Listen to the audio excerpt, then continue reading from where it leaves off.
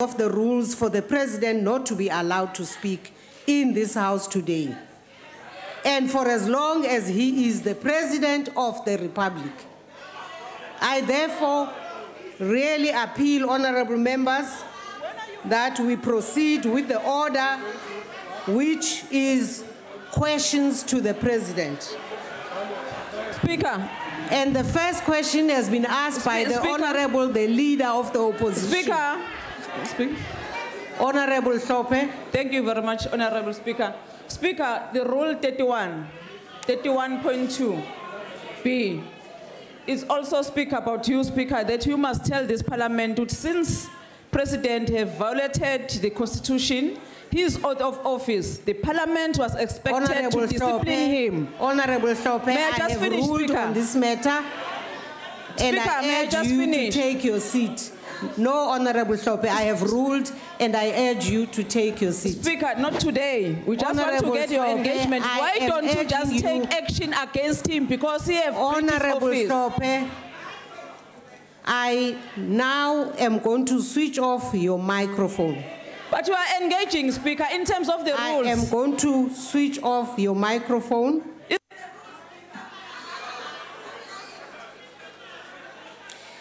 Honorable members, the first question has been asked by the Honorable, the leader of the opposition.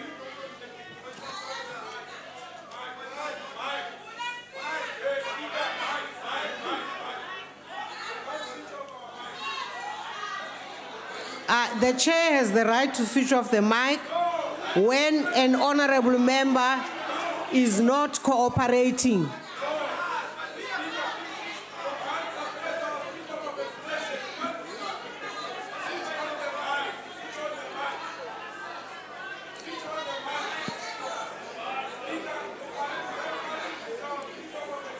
I have ruled on the matter of the president and his right to speak in the House until, for as long as he is the president of the Republic, he has the right to come and answer questions in the House.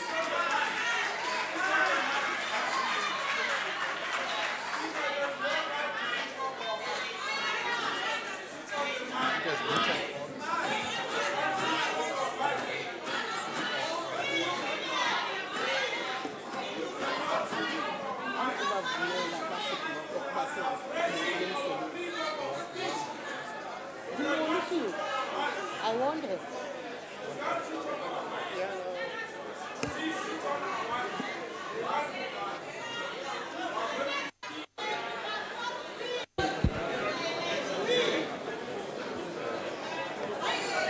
Thank you. Speaker, you are out of order. Honorable Malema, I have not given you a right to address me. I'm rising on a point of order. Please don't abuse power. What is the point of order? You cannot switch off our mics. You can switch off her mic. I will switch off her mic. But you switch off our mics too. I have now switched on all your mics, and please, I'm urging you to take your seat so the president can answer the questions. Point of order. Point of order. What's the point of order? Speaker, can you please rule on this? I'm rising on a point of order. You are quoting the Constitution, where Section 89 explicitly says in subsection 1, a serious violation of the Constitution or law. There is a judgment by the Constitutional Court that Ubabaga Tutuzani has violated the Constitution. Honorable Rosie. Last sentence, Speaker, last sentence. We wrote to you as the head of Parliament that you must constitute disciplinary proceedings against Ubabaga Tutuzani so that he can be answerable for violating the Constitution. And you are continuing to allow him to come here on the basis that he's the president. I'm not allowing you to deal with that particular matter here in this sitting, which is specific. My last point. The president but we wrote to you, Speaker. We wrote to you. You don't deal a motion with that of no here. Confidence has nothing to do with Section 89, subsection 1. There is a ruling by the highest court in the land that Ubabaga Tutuzani has broken the law. You must do a disciplinary hearing so that he can come and answer. And that is what we are asking. What is he doing here before he goes into a constitutional treatment?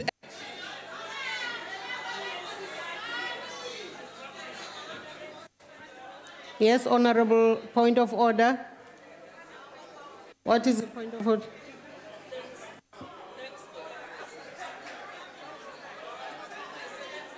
Lento in. I said, It's off. Honorable Speaker. Honorable Speaker. There's a point of order I've here. been standing even before Honorable Malema spoke. It's okay, I'll come back to you. Honorable Deputy Chief Whip. Honorable Speaker, thank you. In terms of Rule 140, today's sitting is about the questions to the President. Indeed. Which we agreed upon in the programming committee this morning by all of us sitting in this house. Yes, some of those people who are against this sitting today, they were not part of that meeting. So it was agreed by the majority of parties represented in this house that today is questions to the President. So we cannot be held at ransom by people who doesn't recognize the President. He's here to deal with his constitutional obligation to this house. I thank you. Speaker, I just want to say the Honorable Deputy members, Chief Whip of ANC was not even there. interrupt when another She was honorable not member even is there on in the that floor. meeting. So she must not speak as if she was there in that meeting, Speaker. She was not in that meeting. Honorable members, this is a session for the President to answer questions. Speaker. I appeal to honorable members to cooperate and let us proceed with this session for the President to answer the questions. Speaker, last Because point. if not, I will have to ask you if you want to leave the session. No, we don't want to leave. No. But if you are disrupting us, Speaker. Ubaba Tutuzani suspended Muduma Nana. I can't have On the two people basis- from the EFF talking at the same time. I'm talking, Speaker. So please, Honorable Mududuzi Manana, who is honorable no more, was suspended by Ubaba Tutuzani. Honorable Ndlozi, I did not recognize Mr. you. Zuma Honorable is Carter, worse. There's a constitutional court finding against Honorable him. Ndlozi. Why isn't he suspending himself? Honorable Ndlozi, please Why take your isn't he seat. suspending himself? Take Why your must we seat, sit Honorable here Ndlozi. and listen to Ubaba Tutuzani on the basis, Honorable Ndlozi. Speaker? Honorable Carter. Honorable Speaker. Speaker, Yes. you have to look at your systems and the fairness of your procedures. If you, in exactly the same point as for Honorable Malema, you cannot, if Honorable Schloppe's mic is switched off, switch everyone's mic off throughout the House. That is unconstitutional. You cannot do that. You can switch the person's mic off that you warned about, but you cannot switch the mic off for everyone else. Thank you very much, Honorable Carter. You are correct. And I'm asking the table staff to look into the issue of the mics. When I want to switch off one mic, it must be one mic that goes off. It must not disadvantage the whole House. So, honorable members, Order, Speaker. I now... Order, Speaker. What is the issue, Honorable Mbata? No. I'm not Honorable Mbata. I'm Who are Honorable you? Khaula. You are Honorable Kaula. Khaula, thank you very much for recognizing me, Speaker. Speaker, the first two speakers raise a point of privilege, which is Rule 31. I want clarity. Are there rules that are suspended in the House? Because in terms of the rules, a member may rise and raise a point of privilege, and your duty is to listen to the point up to the end. Please advise us if there are certain rules in the House that have been suspended so that we may be advised. Thank you very much. Please rule on that. Honorable member, I have ruled on that matter, which was raised by the very first person who got up on a point of order, and I made an immediate ruling on the matter, and I've announced it in the House, and I wish to proceed to ask the President to answer the question of the Honorable, the Leader of the Opposition. On a point of privilege, Speaker. Honorable Malema, I am not going to continue giving you an opportunity for a point of privilege, which in fact is about abusing this house. Honorable Speaker, one of the things that you may have to come to terms with is that we have a right to speak here. And it doesn't matter whether you are irritated by our inputs or not. You must listen to us. And all we are asking is, we cannot have Duduzani's father No, Honorable coming to Malema. speak here Honorable Malema, after the Constitutional Honorable Court Malema. pronounced on him. you have now abused even the right I'm giving you now by calling an honorable member in the House by a private reference. And I'm saying here you address other honorable members as honorable members. Honorable member at the back. No, Speaker, I was still making my point. No, honorable. No, I've said to you, take your seat. I hope you are proud that every time you come here, Honorable Parliament Speaker. degenerates because of your crimes. I hope you are proud. Honorable Speaker, Yes, honorable member. Honorable member at the back. thank you, Honorable Speaker. I want to check if we can subject the Honorable President to a light detector test, because his presidency is like a crime in progress, and I don't want to be part of a Honorable, president Honorable who is not Tawama. willing to abide by our constitution. Honorable Tawama, Honorable Speaker, please take a seat. Take your seat, Honorable Tawama. On a point of order, Speaker. Honorable Ntlangwini, I was hoping for better from you. No, it's because of that I was conference, hoping for Speaker, better from you. It's because of that Since you woman were conference. sitting here No, the Speaker. day before yesterday. Speaker, I expected don't much patronize better me, from you. Speaker. It's because of that conference, woman conference, we can't be addressed by a rapist. It's because of that woman Honorable conference, Ntlangwini. Speaker. We can't be Honorable addressed by Ntlangwini. a person that You raped must woman. withdraw that immediately. No, he must go. No, you must He must go. We immediately can't be withdraw addressed by that. him.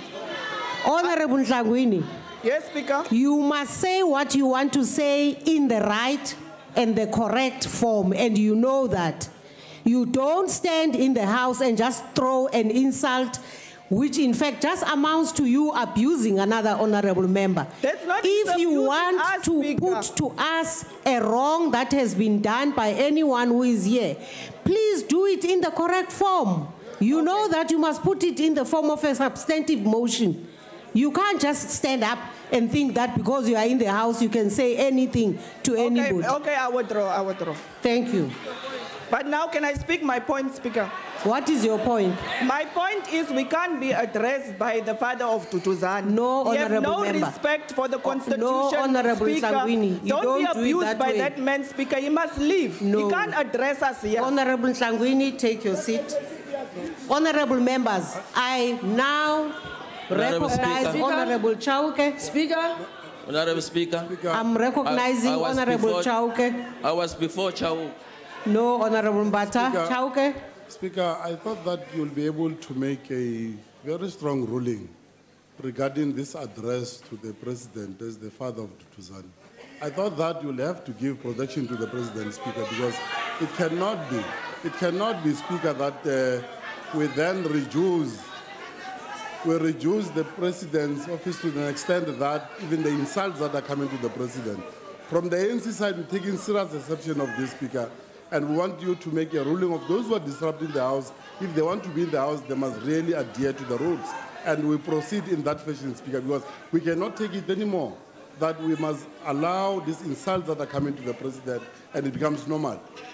You have to make a ruling on that. Thanks, Honorable. No, you are out Chauke. of order.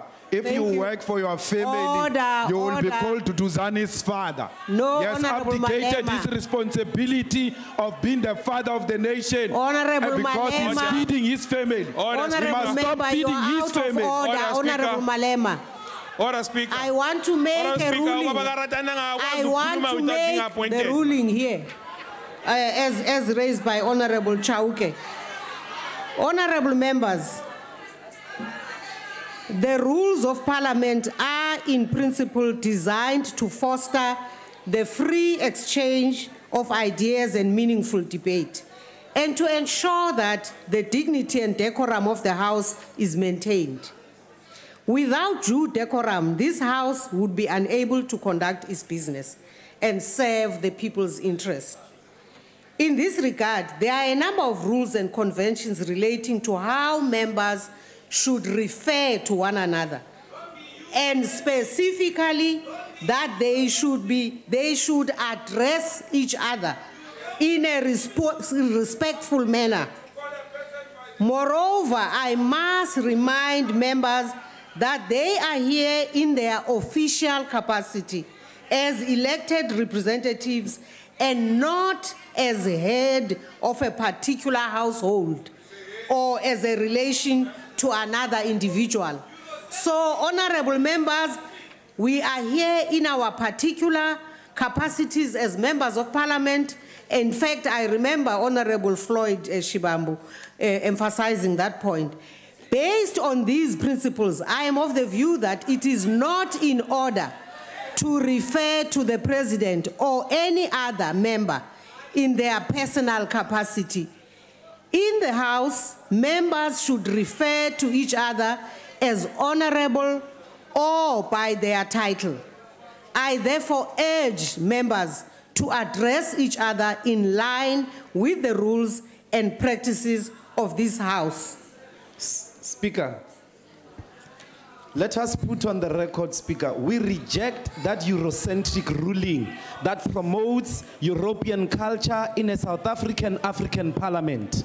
It is very much respectful within our culture to refer to you, Njengo Mama Gabanban. At least I'm not saying Baleka, or I'm not saying Mbete, we're not saying Zuma, we're saying Babaga Tutuzane. In our culture, that is respectful, but we want to register that that is precisely what he is. He is Ubaba unless he wants to reject his son. Order. You want to abandon your son when you come here. That is who he serves. That is who he is here to protect. So we must reject that ruling of yours as Honorable Rosie, order. You had no right to scream everything that you've just been saying. Don't confuse screaming with passion, Speaker. It's passion, it's not screaming. I promise you, you heard everything I said. I have not recognized it's passion, it's also African. I have not recognized you. I'm recognizing Honorable Sheikh Imam. Madam Speaker, we have come here for a specific reason, and that is to get responses from the President. Number two, Madam President, there are millions of people internationally and locally that are waiting to hear the responses of the President. May I urge you, Madam President, to exercise your right in terms of the rules and bring decorum and dignity back to the House. Thank you. Point of order, Thank you, Speaker. Ake sihloniphane izwe lethu leli ngicela lokho nami ukuthi sihloniphane le ndoda la ihambe la isadingeki nenyanga ayisayifuni akukona ukuhlonipha lokho ayiphume le ndoda akukona ukuhlonipha lokho mama ubaba kaDuduzane uyahlonishwa ngicela uhlale phansi mama hayi akahambe ngicela uhlale phansi asamdingi ngicela uzihloniphe wena qala the honorable the chief whip. Thank you, Honorable Speaker. I rise on a point of order 92 in relation to the abuse of Rule 31. First, Honorable Speaker, let's read Rule 31 so that the audience out there understands what Rule 31 has to do. Rule 31 says, a member who wishes to raise a perceived breach of privilege must report it to the Speaker without delay, first of all. And two, if the alleged breach of privilege is in the Speaker's opinion adequately substantiated and may affect a sitting of the House on the day on which the question of privilege is reported or in the immediate future, the Speaker may, with due regard to the provisions of the Powers and Privileges Act, 1, make an immediate ruling on the matter and announce it in the House, or B, provide the member with an opportunity during the sitting to move an urgent motion without notice in terms of rules 123, 1B, and 127. If the alleged breach of privilege does not directly affect a sitting of the House in the immediate future, the Speaker must refer the matter to the Powers and Privileges Committee and inform the House accordingly, either immediately or at the earliest of. We therefore move, Speaker, that we are here I'm rising on Rule 82. On Rule 140. And the business of this House is to receive response to the questions that have been directed to the President. That is the business of the House. Any of the matters that have been raised as matters of privilege, there is no matter of privilege that has been raised that precedes or that needs to nullify Rule 140. That empowers this House to receive answers to the questions that have been directed to the President. I so move, Honorable Speaker. Honorable members. Honorable Speaker. That point of order is sustained, and honorable members, we have now taken points of order. Honorable Speaker. And I now proceed Honorable Speaker, to questions. on a point of order, Honorable Speaker. Honorable Malema, I am not taking any more points of order. Honorable Speaker, you are abusing your power because I am not taking any more your ruling orders. is wrong because when you call the president you say to him Baba all the time. When president is here, you call him Baba. No, when we say Baba, no, you say Baba all the time. You say Baba. You are not consistent. You are abusing power. Honorable There's Malema, nothing wrong with Baba. If you do not want to take your seat and cooperate so that this House can proceed with this business, I am going to give you the opportunity to exercise the right to leave the House. Point of order, Speaker. Unsatati point of order, sis. No, point of I'm order. now Based proceeding. on what the Chief Whip have said. We have spent 30 He's minutes. Looking for suspending. We have spent 30 minutes on points of order. No, Speaker, that in fact was furious. I am now.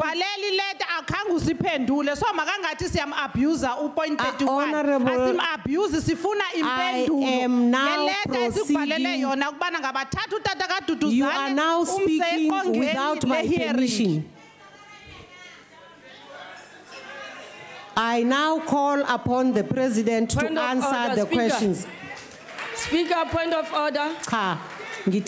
Point of order. You continue to violate the Constitution by allowing this Babau Gutsani to come here and speak. This is the man who failed I'm to going to the now Constitution. ask. No, wait. I'm going to ask the Sergeant at Arms to allow you to go out. To assist you to go Honorable Speaker, you didn't honor. You must honor first. Honor first. You can't call Sergeant at Arms as a first act. Call honor first. You cannot abuse power like that. Otherwise, we are taking you on review. You are acting unconstitutionally. You must honor first. You cannot just call Sergeant at Arms as a first act. Warn her first and see if she's not cooperative. She's even sitting down now. There is no need for Sergeant at Arms. Come here, Papa Dudizane, come.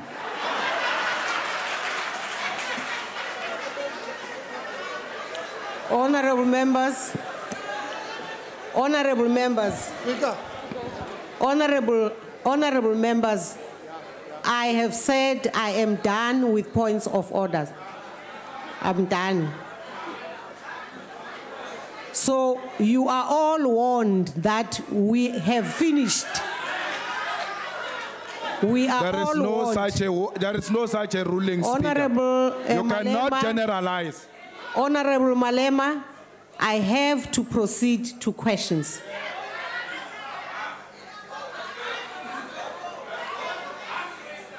I now ask the Honorable the President to come to the podium and answer the question of the Honorable, the Leader of the Opposition.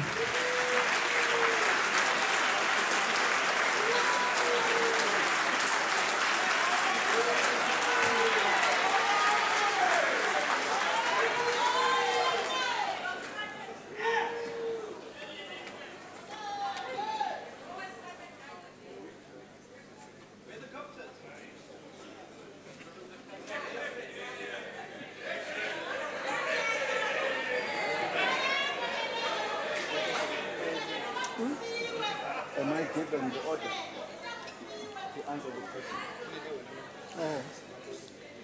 question? The Honorable, the President. Thank you very much, Madam Speaker. I wish to make it categorically clear that I have never instructed or directed any state institution to give contracts to anyone whatsoever. Having said that, the issues raised by the leader of opposition in his question are similar to the issues that were investigated by the public protector in the report entitled State of Capture. I have stated on numerous occasions my intention to establish a commission of inquiry to investigate matters raised in the report. I am pursuing this course. I deem this to be in the public interest and in the cause of good governance and accountability. I thank you, Madam Speaker. Honourable Speaker. The Honourable, the Leader of the Opposition. Honourable Speaker. Honourable Just on a Carter. point of order, I didn't want to interrupt the President, okay? But when you said that the first order of the day is for questions, and then there was points of orders, we pushed our buttons. When the President started speaking now, the buttons were cleared. So I'm saying, for fairness, for people that didn't see the buttons were cleared again, clear it again before we get to follow-up questions. Because we cannot, after you have called for order of the day, the first one, we pushed our buttons, our lights were on, while President was speaking, the lights were off. Can we just check that?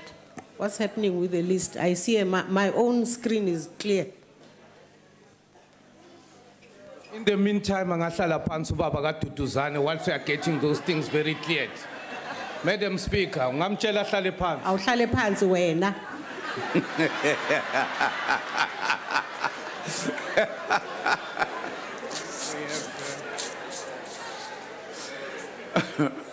The names are there.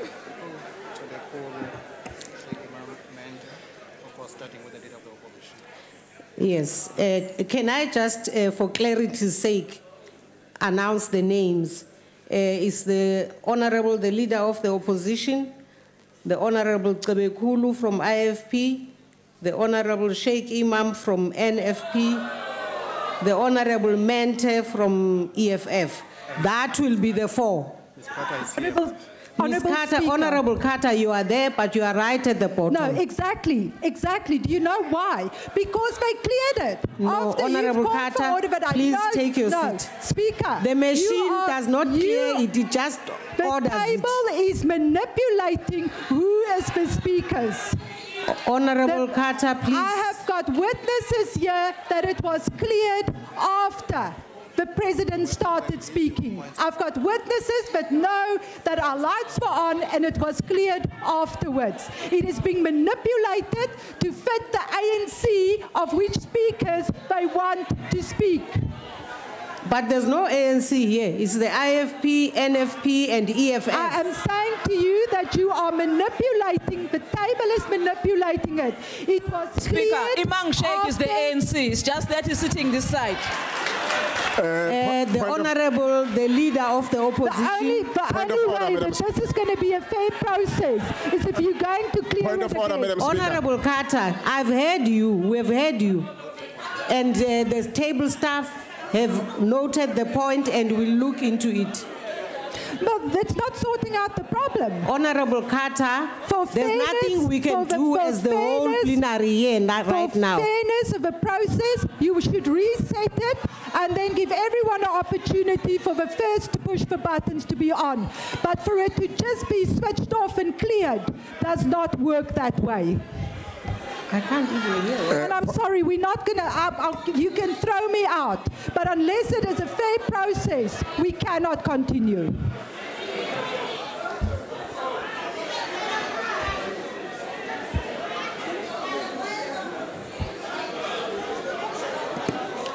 Honorable Phakisa? Yes, Madam Speaker. When the name of Honorable Sheikh Imam was called, there was a bit of howling. And then secondly, let it be known that Honorable Sheikh Imam is a member for the National Freedom Party. Honorable members, the leader of the opposition has been recognized. Honorable Speaker, you have not addressed my point. I have no way of addressing it in the Honorable Speaker, you do have a way. Honorable Carter. I have witnesses that after the president started speaking, the table cleared the buttons, the speaking buttons. So for it to be a fair process, then clear everyone and give everyone an opportunity to push the buttons again. That is in all fairness.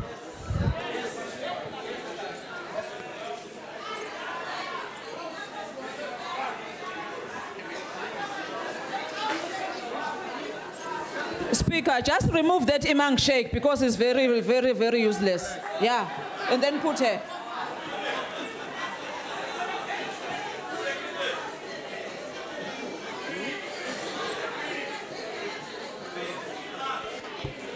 But you have made exception for Babaka Tutuzane to speak. Make exception for Carter as well. Point of order, Honorable Speaker. Speaker. Honorable Carter, we have noted your point. And Mr. Kaso here, who heads the table, is looking into it with his colleagues. But he is saying to me, yes, when we were listening to points of order, we were dealing with that. We were not yet at the point of supplementary questions. And so whatever you're complaining about will be followed up by the team under Mr. Kaso. Speaker, I do not agree with him for the single reason. Can we then not waste the time of the House? Well then, we have already wasted a lot of time of the House. I appeal to you, please, just to then deal with it in the office of the Secretary to the National Assembly. So should I deal with the President outside the door too? With the Secretary of the National Assembly. Chair, Speaker, does that mean we need to deal with the President outside too? No. Well, exactly. So the only fair process would be to reset all the buttons. What is that? That's got to be no problem. Go and tell Mr. Kaso. No, you are the Speaker. No. You are I am not Mr. Kaso. I don't deal with the machines. He deals with it. Yeah, we seem to forget that you're the Speaker of the ANC. Honorable Speaker. I have on a now. point of order. I have Speaker, you can't refer us Honorable to Kaso. Speaker. Honorable Speaker, you can't refer us to Kaso. This thing of buttons is rules. It allows you to determine fairness. I'm not talking to you, Honorable. But I'm talking to you, No, Honorable take your Speaker. seat. But don't refer the House to Kaso. You are out of order. No. Who is Kaso, by the way? If you want to get into who is the Kaso? details of Who the elected buttons, Kaso? then she will deal with Mr. Kaso. Speaker. No point of order. Honorable Speaker. Honorable Maseko at the back stood up before you. It's okay, Speaker, give him the chance. I'll talk after him. It's okay. Ngomdala noma ngomncinci. Hayi ndixakiwe mama mandingakuphendula okwangoku. Ndicinga uba makuthethe umama. Hayi ndingamnika andimanye. Thank you, Speaker. My point of order is to Honorable Hlope, who called Honorable Imam useless. I would ask you, Honorable Speaker, to ask her to withdraw that. But, Speaker, I was making a point that Imam Sheikh is an ANC useless person in this house. So you can even call Carter instead of him. Withdraw. I withdraw. Okay.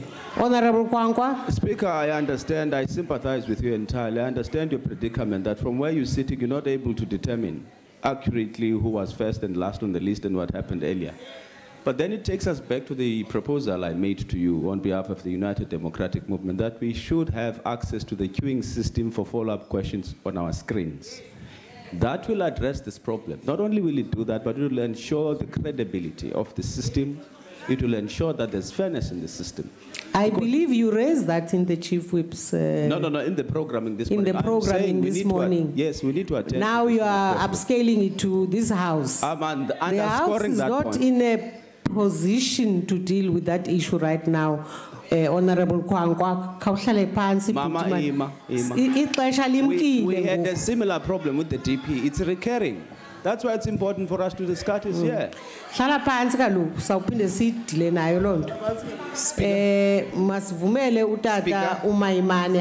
Madam Speaker. Honorable Ndlozi, hlala phansi. Okay, can I address you, Speaker? Hlala phansi. Okay, on a point of order. Even on a point of order, hlala phansi. Honorable Maimane, please pursue. Madam Speaker, you are requested to give a ruling as to whether it is parliamentary to call an honorable member here Upudi, when actually you are refusing us to refer to Umlisa Wasenkandla. Wena hlala phansi. Hamba hlala phansi. Honorable Maimane, speak please. On a point of order, Chair. Speaker, on a point of order. Yes, Honorable Khatib. The member of EFF has just called the President Umlisa Wasenkandla. I think that it is not parliamentary. What is supposed to be must be addressed appropriately. And number two, Speaker, you have made a ruling about referring to the people informally, and they consistently do that again. I think your ruling is final according to Rule 92.11. Thank you. Mhlamba umazi vele umuntu wesilisa lona. Kanti awuzoma wazi ukuthi umuntu wesilisa lo usenkingeni. Uyamthuka phela manje wena. Ushola usitshela ukuthi ayona indoda le. Musukudala ngathi. Hawu, indoda le umlisa lo. Mina bengicela sisebenze namhlanje. On a point of order, Speaker. On a point of order. You just called, no. You just called Honorable Kaula Mam Kaula against your own ruling. Be consistent. It's not done. What you are ruling, you know very well that it's wrong. That's why you call Mam Kaula. That's why we will call him. Take your seat. Baba, please take your seat. Honorable Maimane, please ask your supplementary question. Thank you very much. I would have really hoped that the motion of confidence would have succeeded. And members from that side, in fact, some agree with us that the president must be removed. I am here to speak about this double speak. You, in your response, you say a judicial commission of inquiry you are willing to set up, but in fact you are opposing it in court. That's not my question. In your State of Nkandla report, the Secure and Comfort, you said you have a bond, but in fact, none of that has been proven. I want to get to this question because the trend is continuing. You are saying in the same question, you've never done so. Yet there is an affidavit tabled by Mr. Brent Simons that has come through. He says he was present at meetings where you requested for relatives that you know to be given particular contracts. Now, clarify for us, who is lying to South Africa? Is it Mr. Simons? And if he is lying, are you going to take legal action against him? Or are you, in fact, Mr. President, misleading South Africans about not helping your family members to get contracts in the state? The Honorable, the President. Thank you, Madam Speaker. I have answered the question. I've never done such a thing. Order. Order, honorable members, order. You have my answer, honorable member. The honorable Madam Speaker. Honorable Steenhuisen, on what point are you rising now? On Rule 91, Madam Speaker. Madam Speaker, the Honourable Maimoni asked the President a specific question. He said that if Mr. Simons is lying, as the President is now alleging in this public forum, is he going to take legal action against him?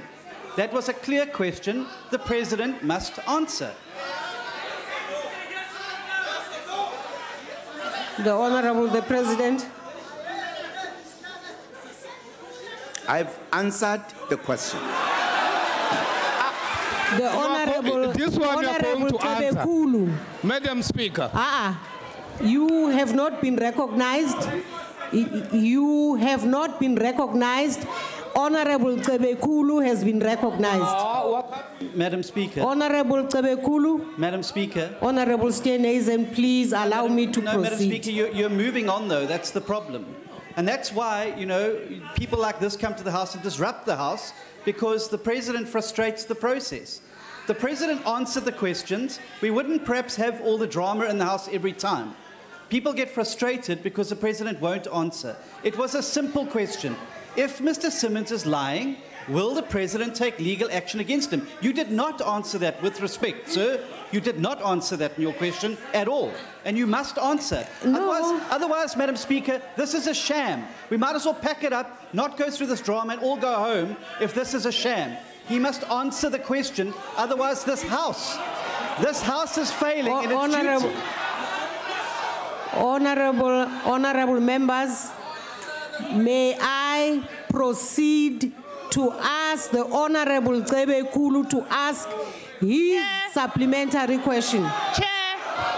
Madam Speaker, you are disrupting the House. With due respect, we wish to assist you as we used to do before.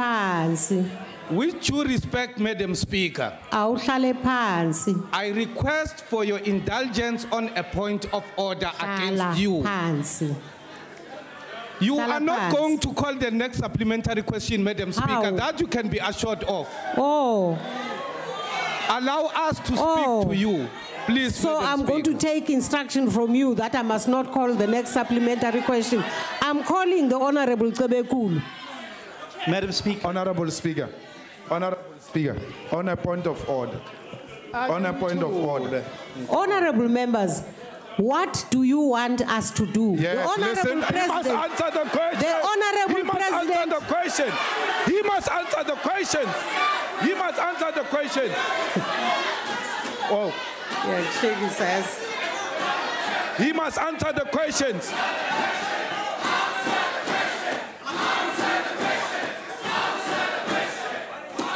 Madam Speaker. Honorable members, order, order, order. This has been said before, and I'm going to repeat it. It is not possible for the chair to prescribe to the executive how they should respond to questions from members. If a member is dissatisfied with a reply, there are processes available for them to obtain to get further information in line with their oversight responsibility. I believe, honorable members, that members of the executive should use the opportunity provided by question time to provide the House with as much information as possible to assist members in exercising their oversight function. But the chair cannot put words in the mouth of the member of the executive. Speaker, let me assist you. So, no, Honorable Malema, Please, I don't Honorable need Speaker. assistance. You need assistance. No, I don't. Speaker, if there are no words coming out of the mouth of an executive, you are going to have to make him to take words out of his mouth. No, he's not saying Malema, anything. Honorable Malema. So what is the purpose of this? Please take your seat. I wish to proceed to Honorable Kebekulu. Madam Speaker. Honorable Steenhuisen, please. May I please address cooperate with me. Why can't I would love to cooperate with you. I really want to. But may I just address you in terms of Rule 26(4) of the NA rules? Madam Speaker, your job as a Speaker is to make sure that the rules are applied and to ensure the participation of members of all parties. It's not that we're not happy with the response. We're complaining about the lack of response. The president didn't answer. It's not that we're unhappy with what he said. He's refusing to answer the question. So it was a clear, Madam Speaker, please crack your whip and get the president to answer the question. That's why you're there. You've got to put this institution before this man. Honourable this President institution must has hold him answered accountable. He has in not. the manner he has answered, the question, and there is not anything I will be able to do Speaker. You can compel about him that. to answer the question. Honourable Kwankwa, cela uhlale phansi. You can compel him to answer the question, Madam Speaker. Hlala phansi. You can compel him. It's in your right to do so. Uyamosha, President. Uyamosha, Mama. Honourable Speaker, Honourable Speaker, can we be recognized? I'd like to make a proposal, Speaker, if I may. What proposal? Maybe the leader of the official opposition should put the question to the president again. It's possible that he didn't hear it, but we cannot allow the president to treat Parliament with disdain like he's doing. It's completely unacceptable. This is the attitude that you see in most members of the executive who refuse to answer questions or absent themselves when we deliver member statements in this house. They are taking cue from the president. Honourable Kwankwa. I'm not doing that. I'm asking Honourable Cebekulu, who is the next Speaker, person. Honourable Speaker. This is what we went through when we were trying to hold him accountable. I have not recognized you. No, so but please because I've been having my hand up for a long time and you haven't Please take your recognized me. seat. Please take your seat. Babu Shenge. A request from me, because when members are answering questions, when all this is going on, can I plead that the President be allowed to sit down, please? Yes. And not, I don't need your assistance. Can I request that he be allowed? He's still the head of state, whether we like him or not. You know, for him to stand while all this is going on, I don't think it's right. I'm just pleading for him to be allowed to take a seat while all this is going on. Actually, there's no problem with the Honourable the President taking a seat in the meantime. Honourable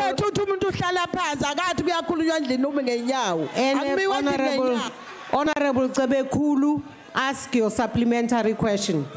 Thank you, Madam Speaker. No, Honourable Speaker. We have not received an answer, and we went through the same thing Honourable when we were dealing with the issue of Nkandla. Take your seat, and Honourable you kept covering up. No, you take your seat. Honourable Cebekulu It was a has the simple floor. question, yes or no. Speaker. And we are rendering this Parliament absolutely useless if you can't do a basic job as giving directive to the executive what you're supposed to do and say, answer the question, whether we like it or not. Take your seat, He's Honourable supposed to Member. say yes or no. He hasn't answered the question. Can you take your seat? No, but why are you not doing Take your your job? seat.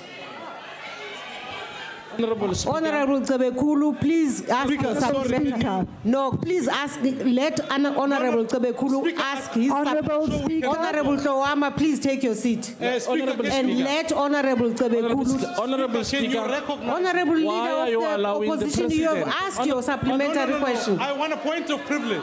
No. Please, Honourable can I Speaker. take a point of order? Because this is crucial.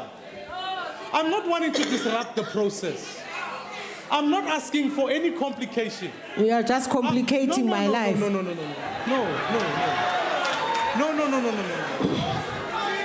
When you ask a question, you expect an answer. The question is quite simple.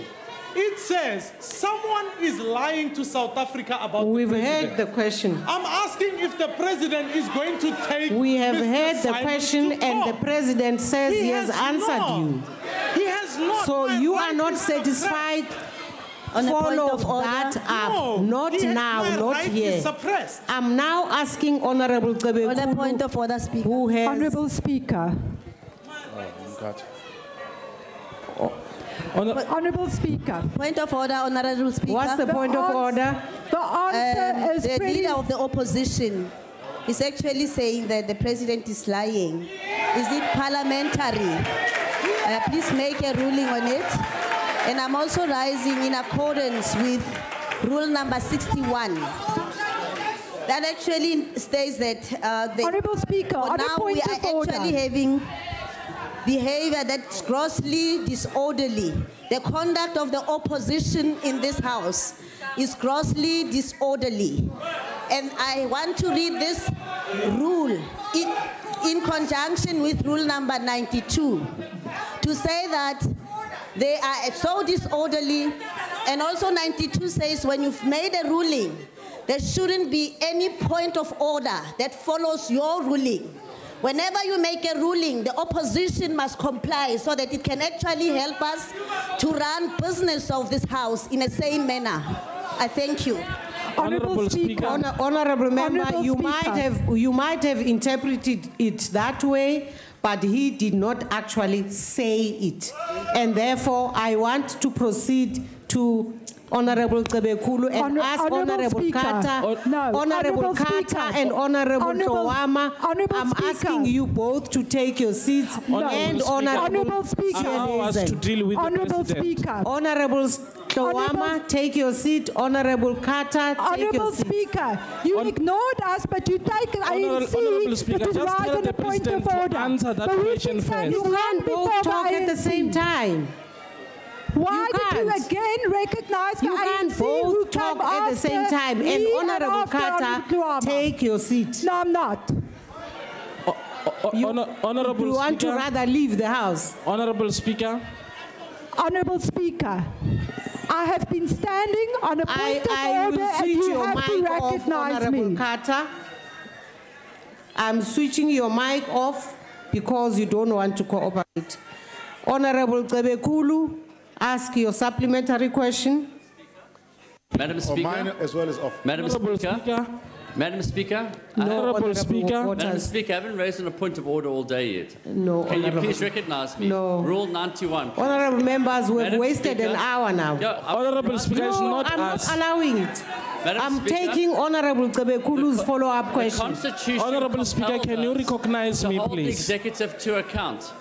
Honourable Tsebekulu. If anybody's giving you a hard time, Madam Speaker, it's the President, by once again disregarding and trampling Honourable the Waters, Constitution. please take your I'm seat. rising on a point of order. No, Rule I'm 91. not You have taking to your point of recognize order. I me. told have you, to. No, I you've told got you to. I'm not taking any You've more got to points of recognize order. me, Chair. The Ask your chairperson- question, Honourable The Tsebekulu. President claims that he's answered the question. However, Madam Speaker, Honourable the Honourable follow-up Waters. question, the follow-up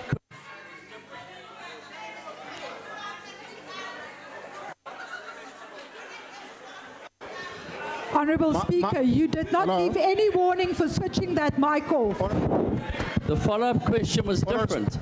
So the President could not have actually answered.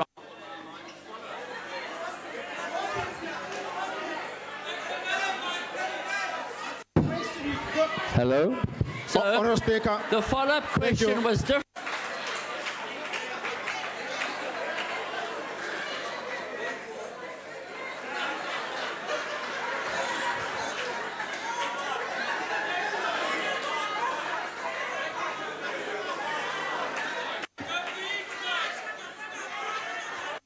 Madam Speaker. Hello?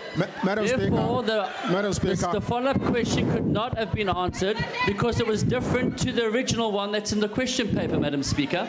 The question was, will the President take legal action against Mr. Sims, who has claimed in an affidavit that the President did indeed put pressure on officials to give contracts to his family members? And the President has not answered the question. It's a simple yes or no, and you are not doing your constitutional obligations by forcing him to answer the question.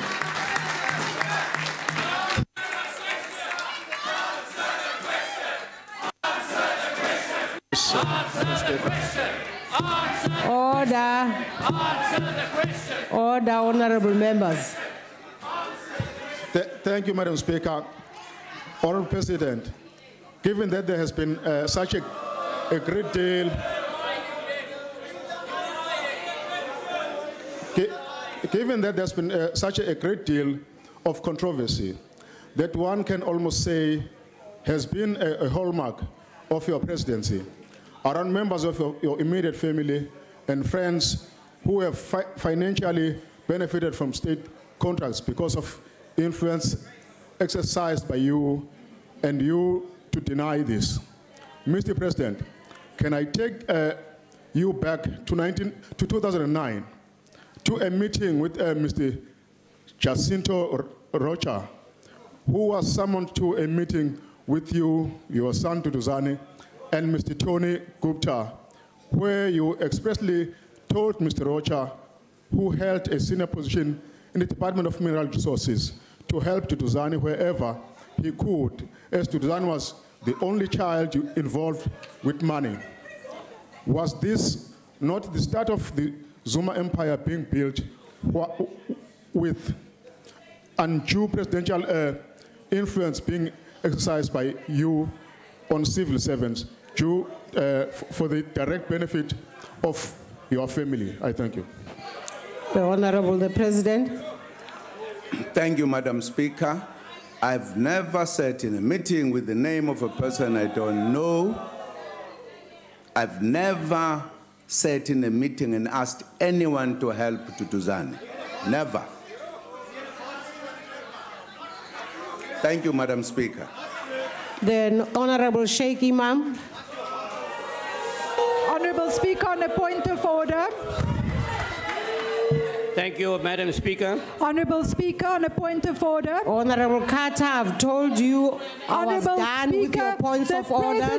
Please take your seat. Honorable Carter. Misleading the House. There is evidence Honorable that he had a Carter, meeting. take your seat. He is once again lying to South Africa.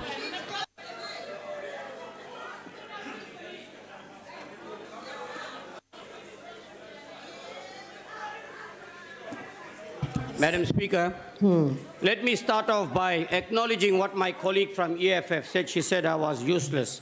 Let me tell this House, Madam Speaker, that this particular member has a great opportunity in this House, the only opportunity to be able to say something. Because in her very own party, she's voiceless. When the boss says sit, she sits. When he says stand, she stands. When he says jump, so this is an opportunity. On a point of order, Chair. On a point of order, Chair, he must withdraw. Or he's going to meet. Can you withdraw that? Because you don't sit in our party meetings and you don't know what's going on. So can you get him to withdraw, Honorable Speaker?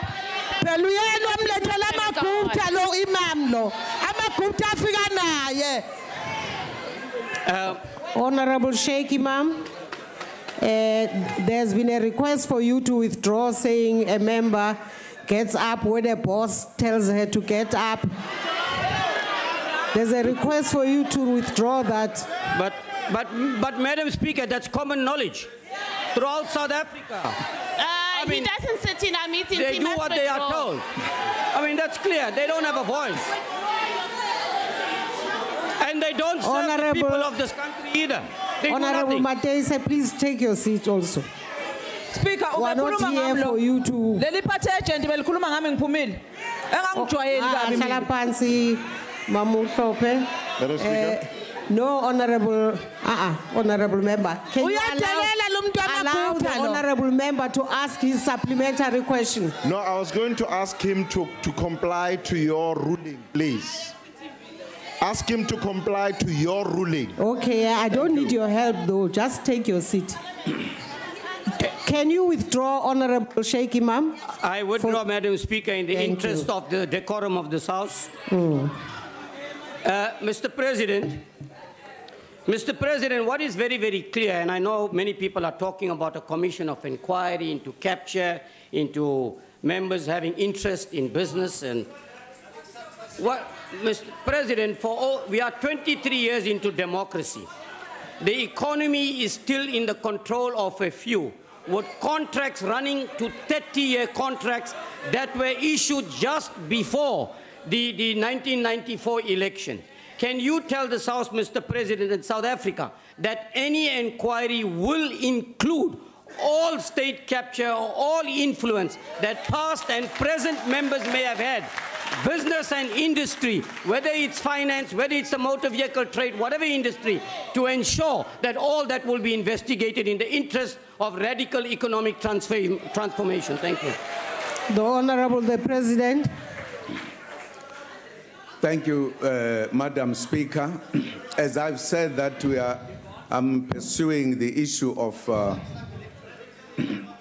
the commission. I'm looking at the terms of reference, and they will deal with the matters of corruption, and indeed, how far it goes, that will also be known when we announce the commission, as well as what type of either state capture or whatever that we'll be dealing with, or the kind of corruption that will indicate some capture of one kind or the other. So those matters will be addressed by the commission. Thank you, Madam Speaker. The Honorable Mente. Thank you, Honorable Speaker. Babaga Duduzan, this issue of Mr. Roach is on record. Here is a man who says he sat with you in a meeting with your son, and you said he must sort out your son. And those allegations are so serious in a country where... I see Honorable Chauke. Are you rising on a point? Hey, Chauke, Speaker, you have made a ruling. Yes. So disparate, you have made a ruling that we are going to refer and address the president as the president of the Republic. From Northwest. Therefore, Speaker, you need to maintain the decision that you have taken, how we must address the president. Please can you maintain that? Honorable Malema, please address the president as the Honorable the President. Honorable Babaga Duduzane. Honorable Malema. If I touch honorable. I said address him as the Honorable the President. There is no rule that says I must say Honorable President. It says Honorable or Mr. Okay, Mr. Zuma. Now, there is an allegation of state capture. Here is a man who puts you right at the center of a state capture. You don't do anything about him. You don't take legal action against him. Or if you don't want to take a legal action against him, you don't say to him, withdraw that unfounded allegation against me for the sake of the good image of the office you are occupying, or else I will take action. You don't say any of those things. And then you come here and say there's no such a thing. Why are you not taking actions against people who are putting you right at the center of a state capture? People say you've got a house in Dubai, you don't take action. People say you are working with the Guptas to appoint ministers and all that. That one I know you are doing. You don't take action against such people, including, amongst others, the newspapers and all forms of media who make this allegation. Why are you not taking action, at least to protect the good image of the office, if you don't care personally, that office? The Honorable the President. Honorable Speaker, I don't know whether members want to play politics. Firstly, people every day say something about President Zuma in this country. Should I stand every day, take everybody to court? You say a lot of things about me. Should I do so? If I were you to can do take so, me to court. You can, no, he's answering this is you, not your Honorable Malema. This is not your Honorable Malema, this is not your turn. Honorable Malema. Point of order. Honorable Everyone speaks here. This is our house. No, Honorable Malema, you can have take asked your action question. against me. You can take action against me.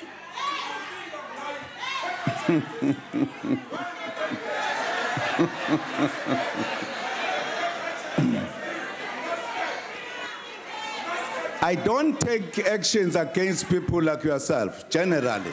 I don't do it.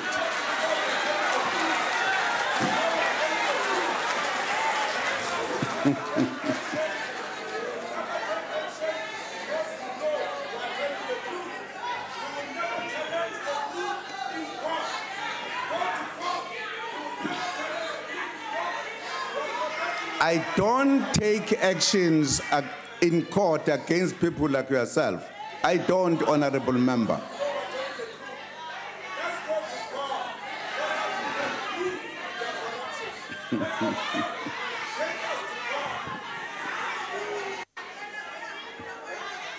Madam Speaker, thank you very much.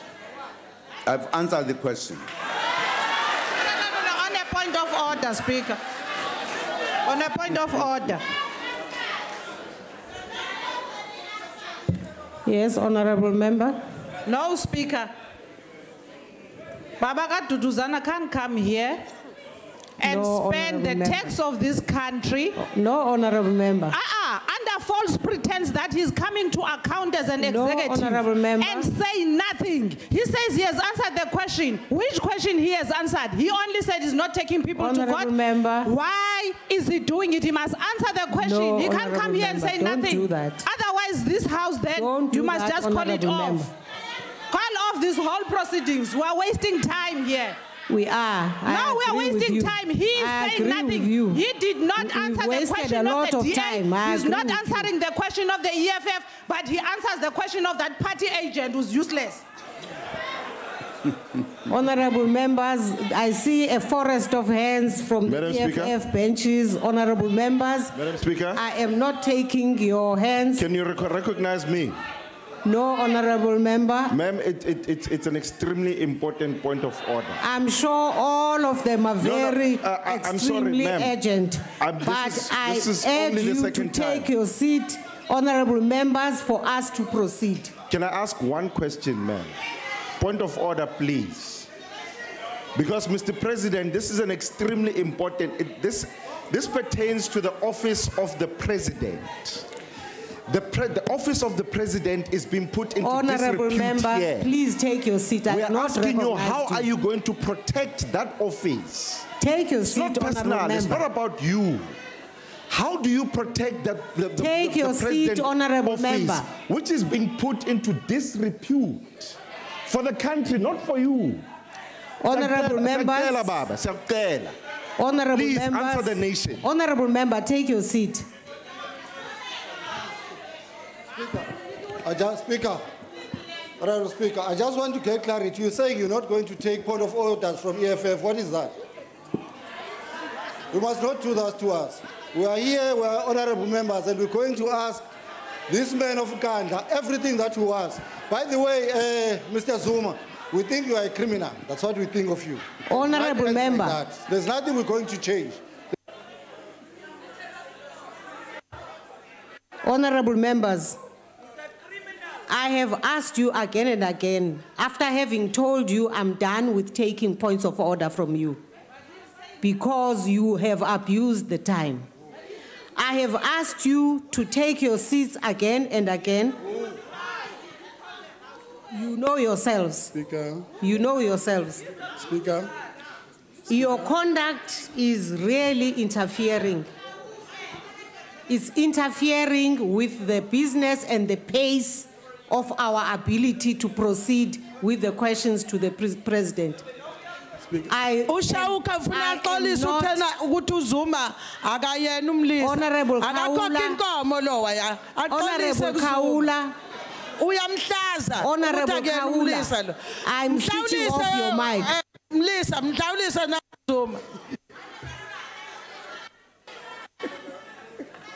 Speaker. Honorable Chauke.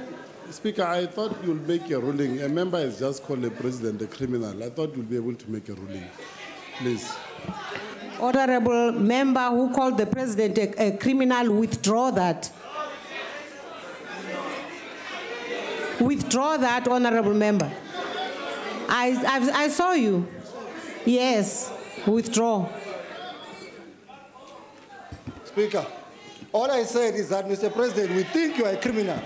Withdraw that, honorable member, because you know it's wrong to do it that way. So I told you that when you have to do... Which is the right way to tell when the right way is to appropriately draft a well-considered, well-formulated motion. But it's here. I want a to substantiated motion. I want to save state resources because I am saying withdraw it, honourable member.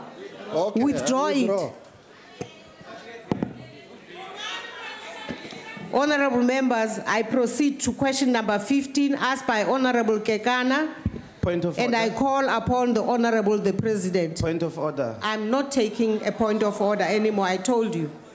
Speaker, the rules... Honourable Dozie, I told you.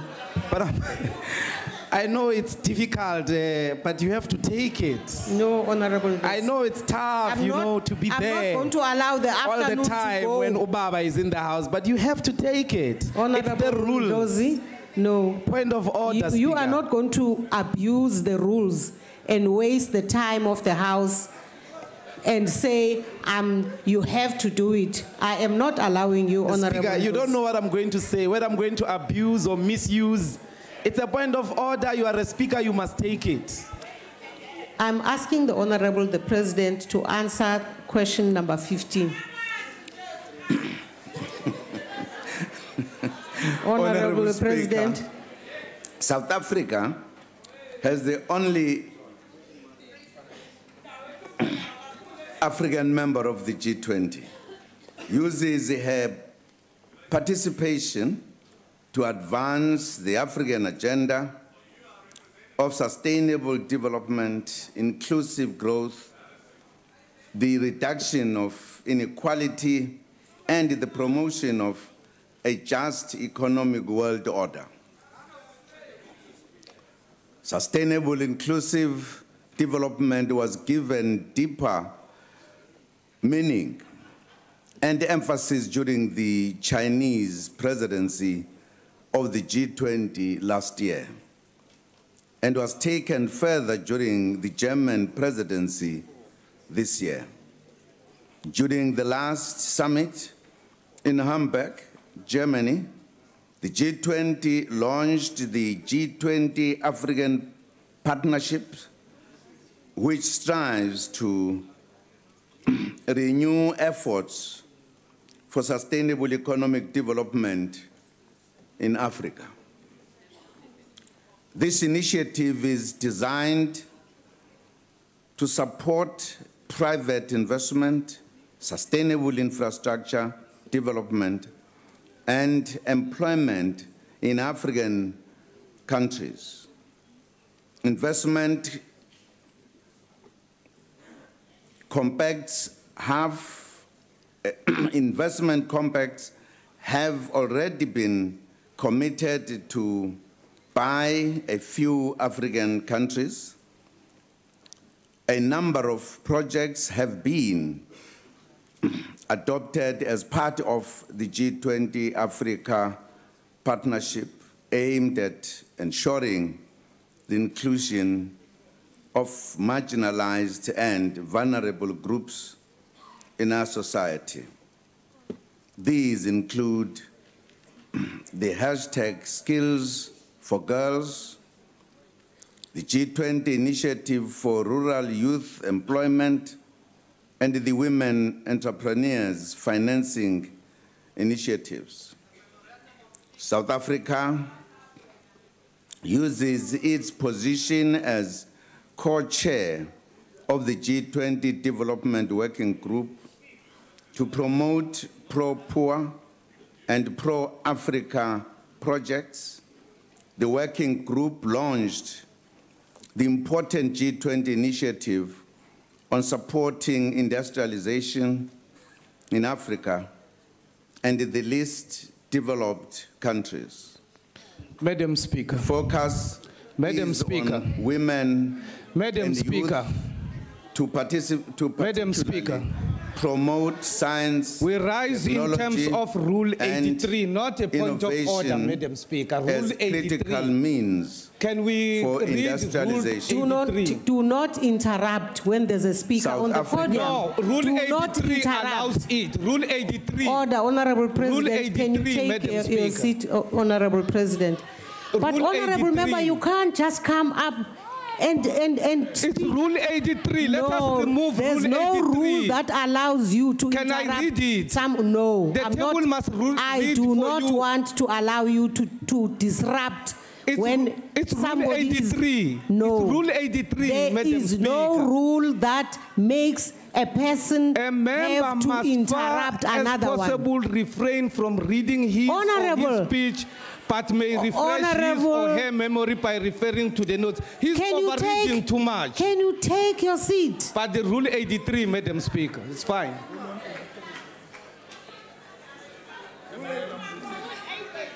Honorable President, please finish your question.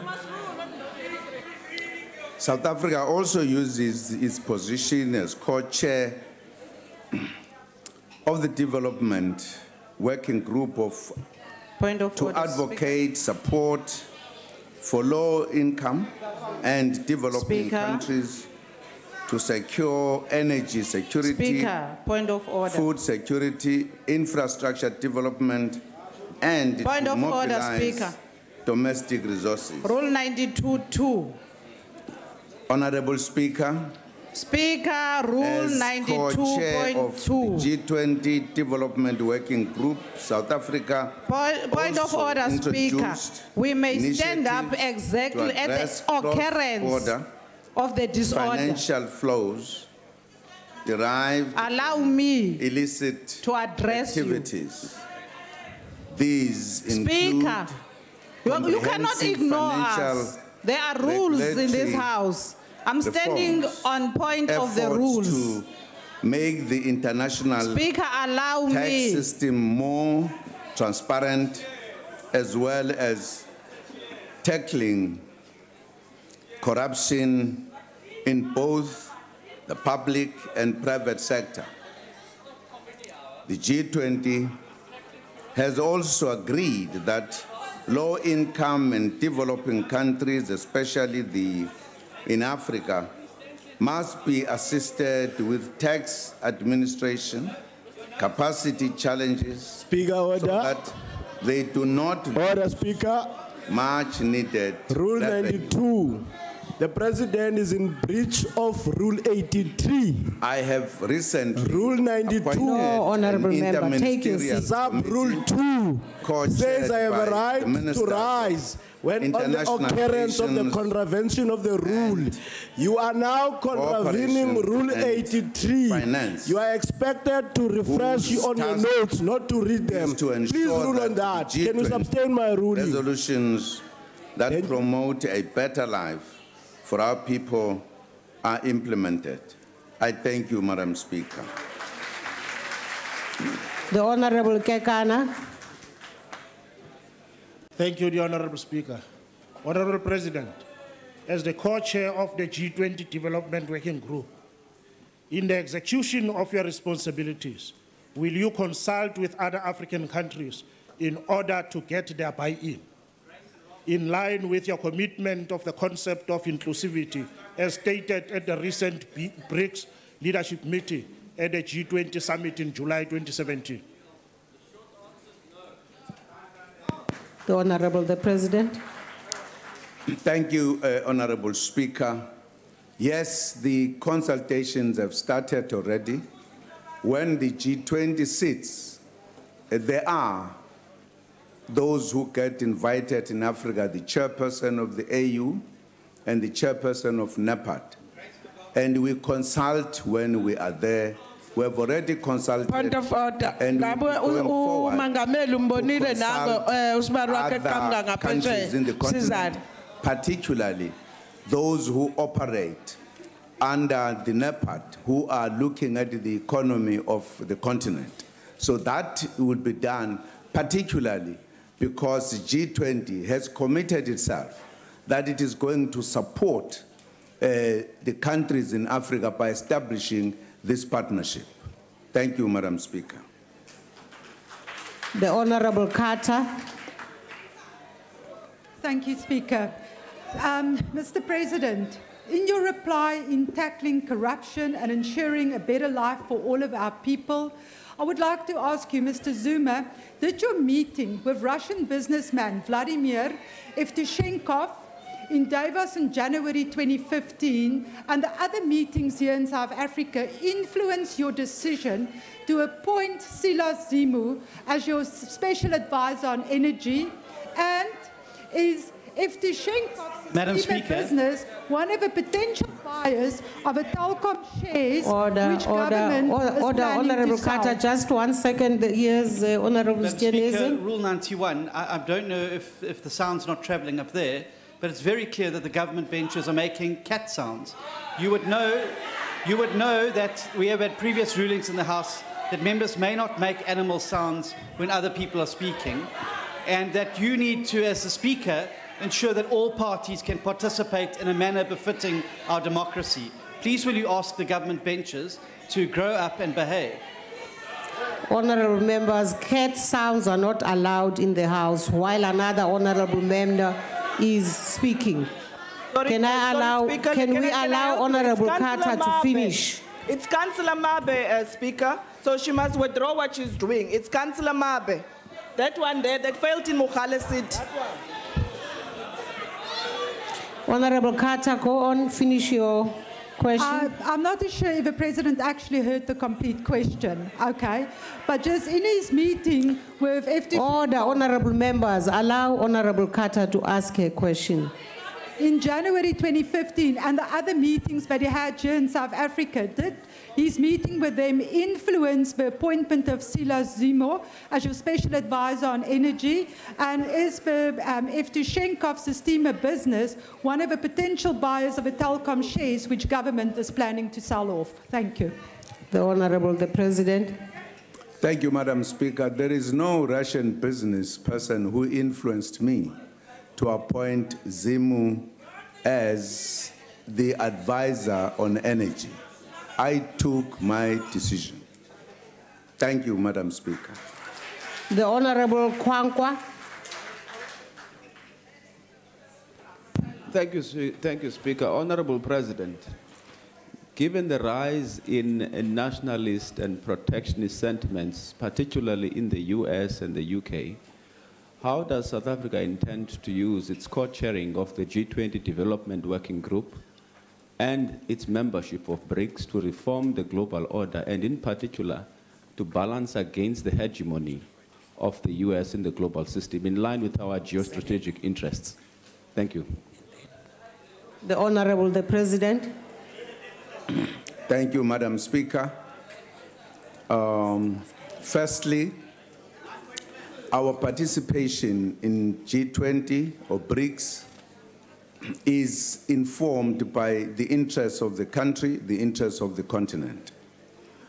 Secondly, we do not necessarily police countries on the kind of attitude they take to the world. We have our own beliefs as a country, as the continent. We know when some countries take particular positions, either by the elections, if a particular party wishes known that it has a particular kind of direction as it has happened in the United States, and we can't interfere with those kind of politics. We address the kind of relationships that must help to promote how our country benefits in such relations, as well as the continent. Particularly if you talk about G20, we look at what is it that needs to be done in the main to strengthen the relations, but also to prioritize the developing countries, that they should have a fair deal when they deal with big countries. We don't necessarily attack the policies of countries. We could respond to the actions those countries take if those actions interfere with the global understanding of how things should flow in terms of government, etc. With regard to the BRICS, BRICS discusses the approach which is different from the approach that is followed by other big countries. And there is absolutely no feeling that there could be a wrong development.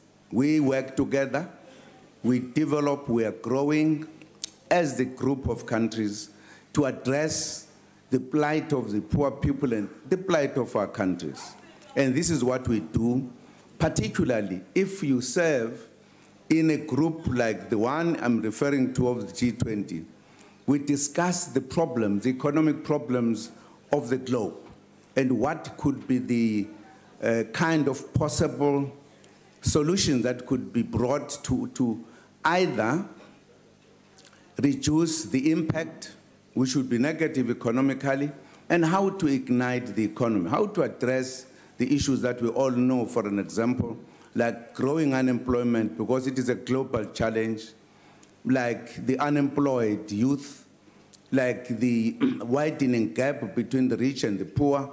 These are the issues we discuss. In other words, we discuss the issues as to how do we help the society and how the world could work together to deal with the solutions that will make the world be better than what it is. And those are the issues we deal with.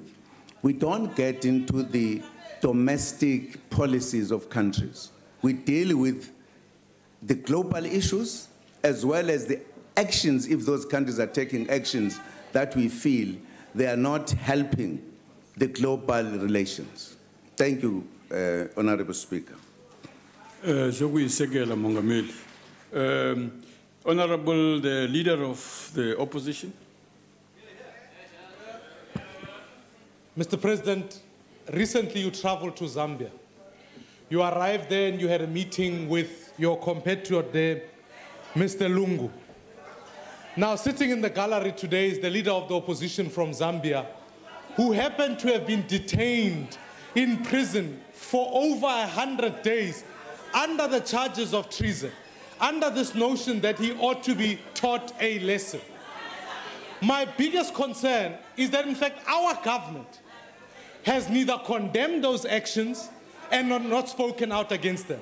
I want to know, Mr. President, will you tell Mr. Ichilema, who is sitting here, why the South African government failed SADC by not condemning its action and violation of human rights that took place there in Zambia? Could you explain it to him?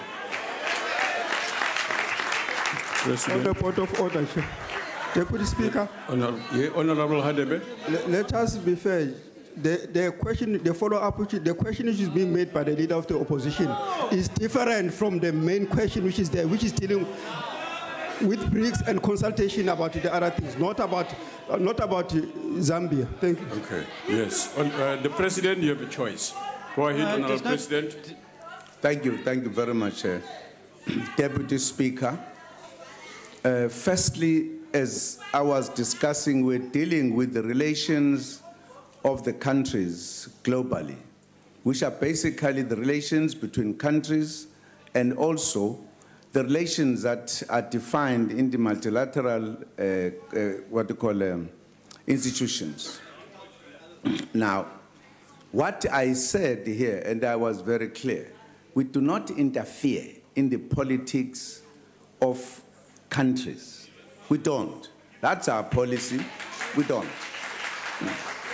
If countries do whatever they do, as I said, it depends if it is a kind of an action that interferes with the flow of the relations in terms of the global or continental or bilateral.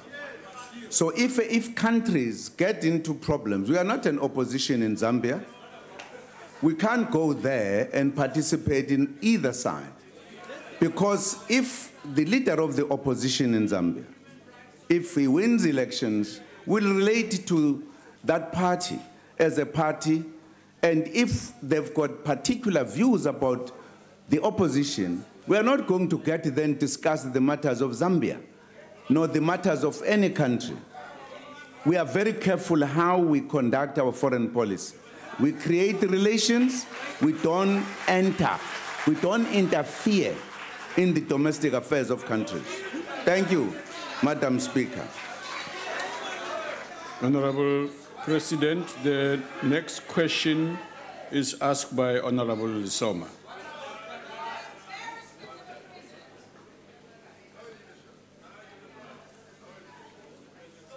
Honorable Speaker, government monitoring and evaluation programs have become invaluable tools in helping us to identify service delivery successes as well as challenges, with the aim of improving governance and service delivery to our people. The Presidential Siyahlola Monitoring Program was launched in July 2012.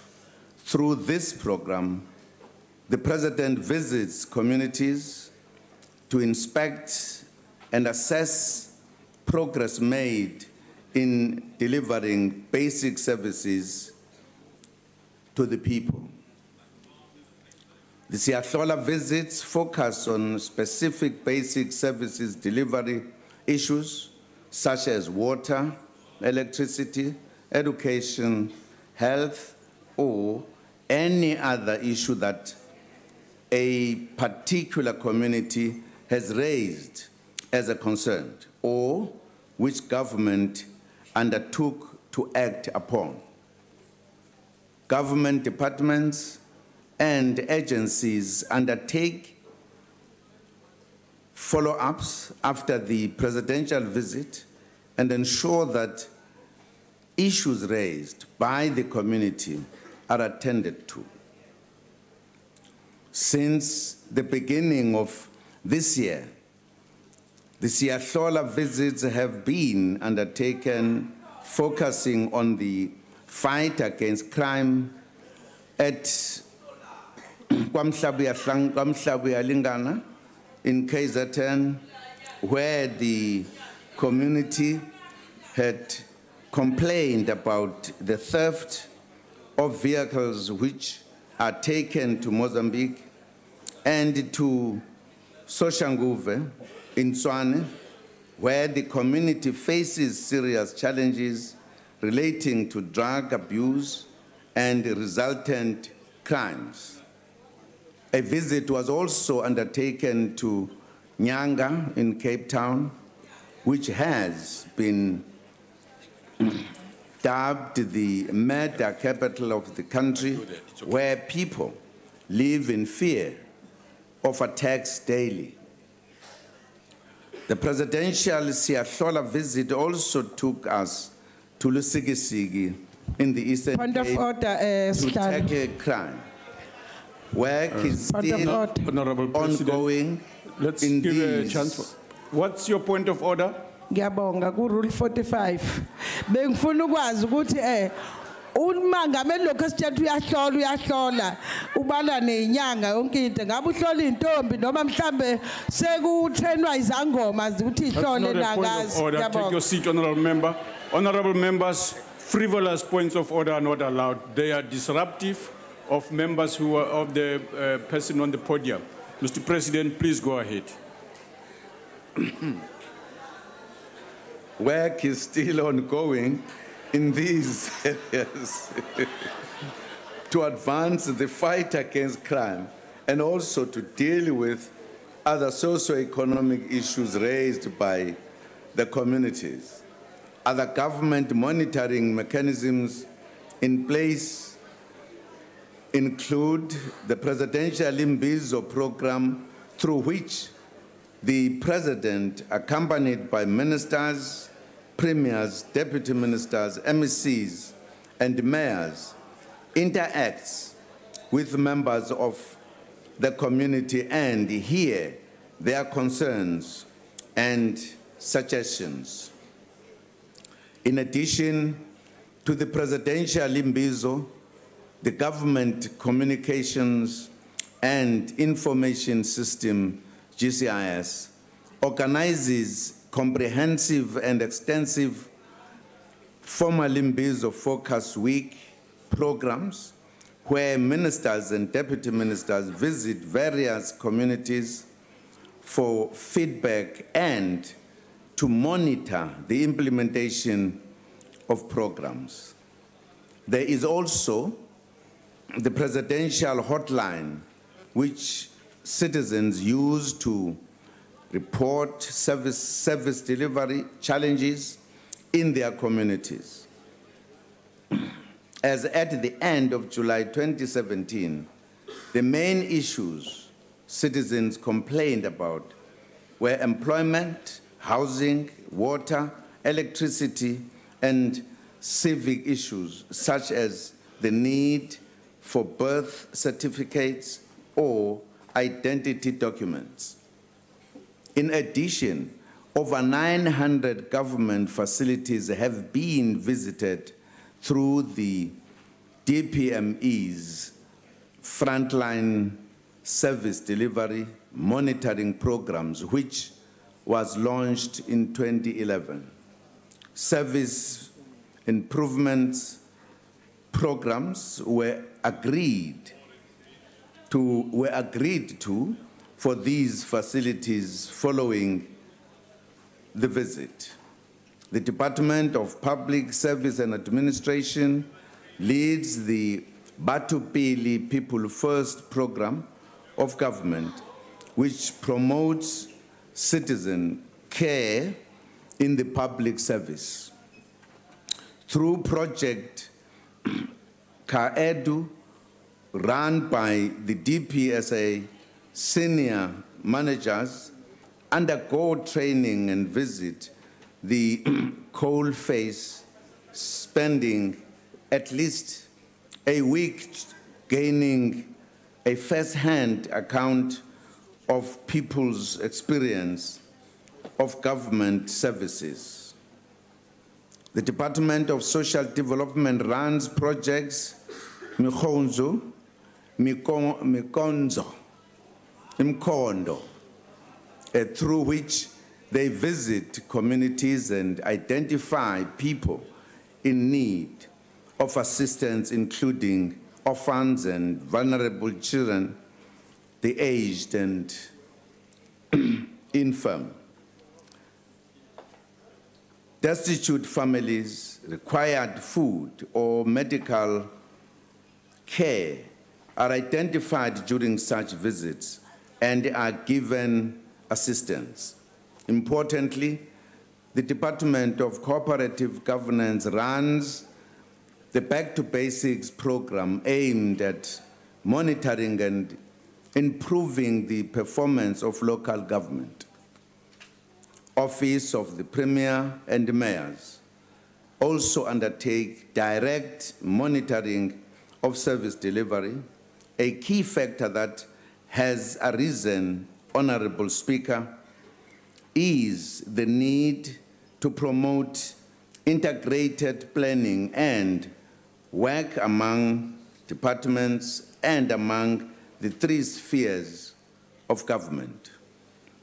It is for this reason that the Siyahlola and Imbizo programs bring together all three spheres of government in addressing specific service delivery issues.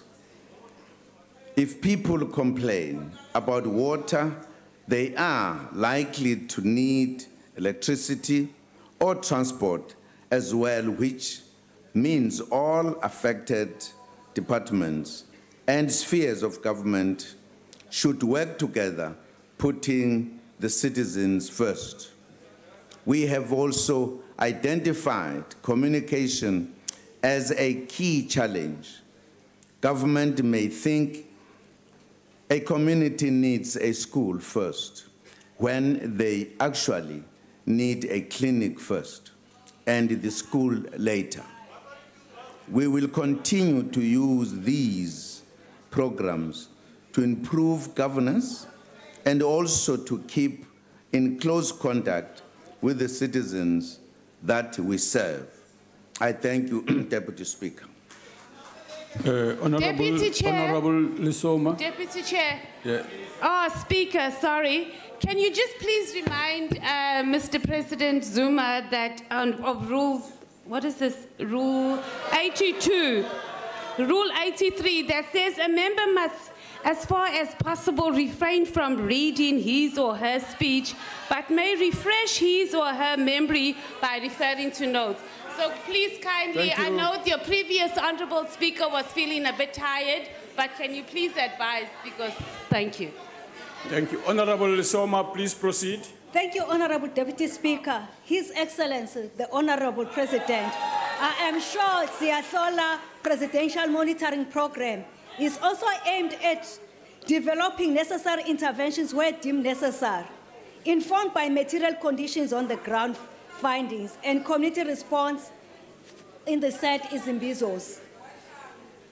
Are there any, Honorable President, are there any specific areas of improvement that were triggered by the program, and what has been the committee response in this respect? Thank you. Honorable President. Thank you, Madam. Thank you, Deputy Speaker.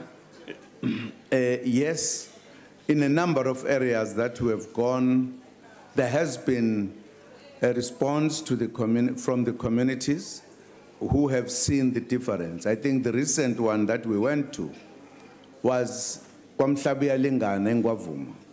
Ever since we went there, where there was a lot of crime, cars being taken, and the police also, they were complaining about the police.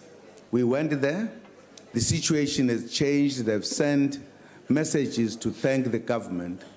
Indeed, even a new police station is being built as a result of that visit. And the cars, the stealing of cars crossing the border has gone down. So that is one example, and there are many other examples where the Siyasola has helped. Thank you, Deputy Speaker. Thank you. Honorable Mhlongo, SP Mhlongo.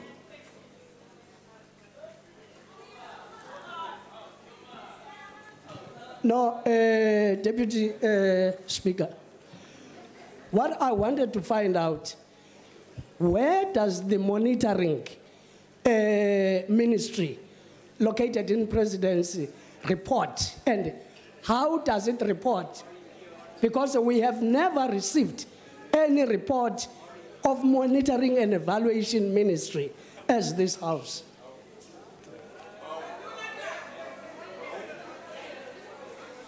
Honorable President. Thank you, Deputy Speaker.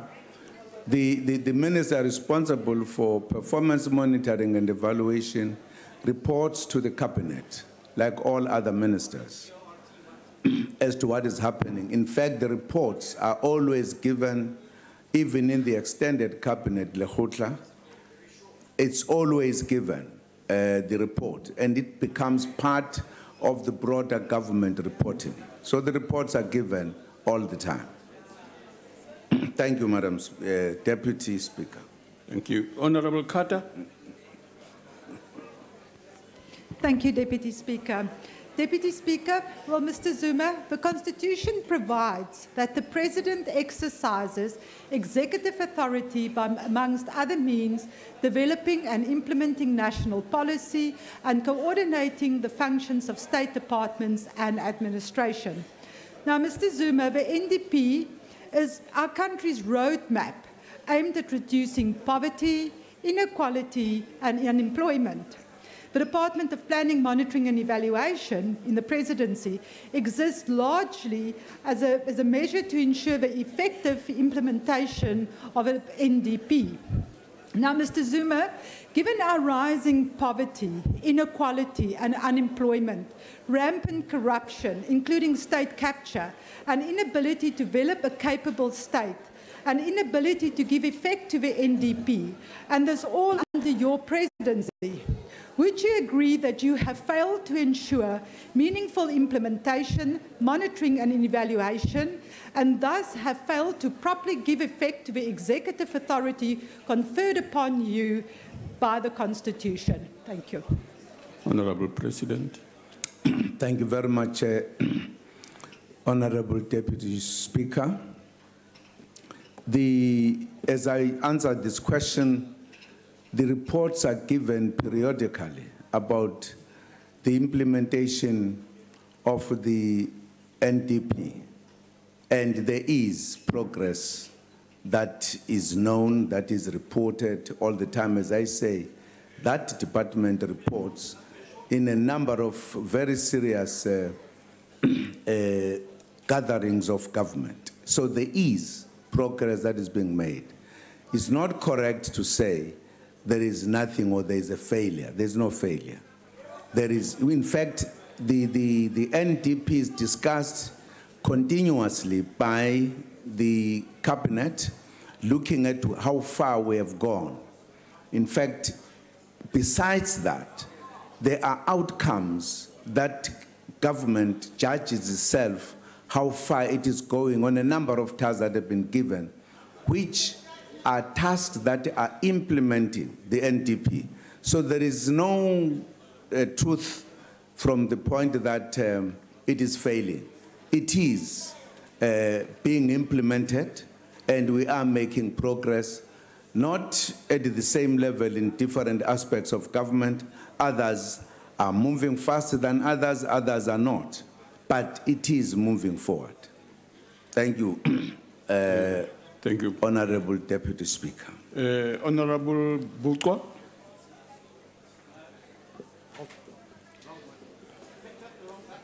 Sorry, yeah, I picked up the wrong one. She sits here normally. Sorry, I'll take the question. Okay, all right. Go ahead, Honorable. Would it not be correct? I mean, Mr. President, we must assume that nobody wants to monitor and evaluate your finances, and you certainly come here and really obfuscate the questions. But my real problem, Mr. President, is that in fact recent events have shown that South African, particularly poor South Africans and black South Africans, are getting poorer. When it comes to the issue of monitoring and evaluation, your government ensured that 100 mentally ill patients were not looked after. It became very clear about the fact that in the Stats SA report that came out last week, that in fact 30.4 million South Africans are now living in poverty. It is clear the ANC government fails poor people. I don't think we should debate the issue. What I want to know is what actions has your government taken, noting all of these reports and the MNE report, to in fact deal with the situation of poor people and the absolute levels of poverty increasing under your watch and this government that sits here, especially for poor South Africans who are sitting at home. Thank you. Honorable President.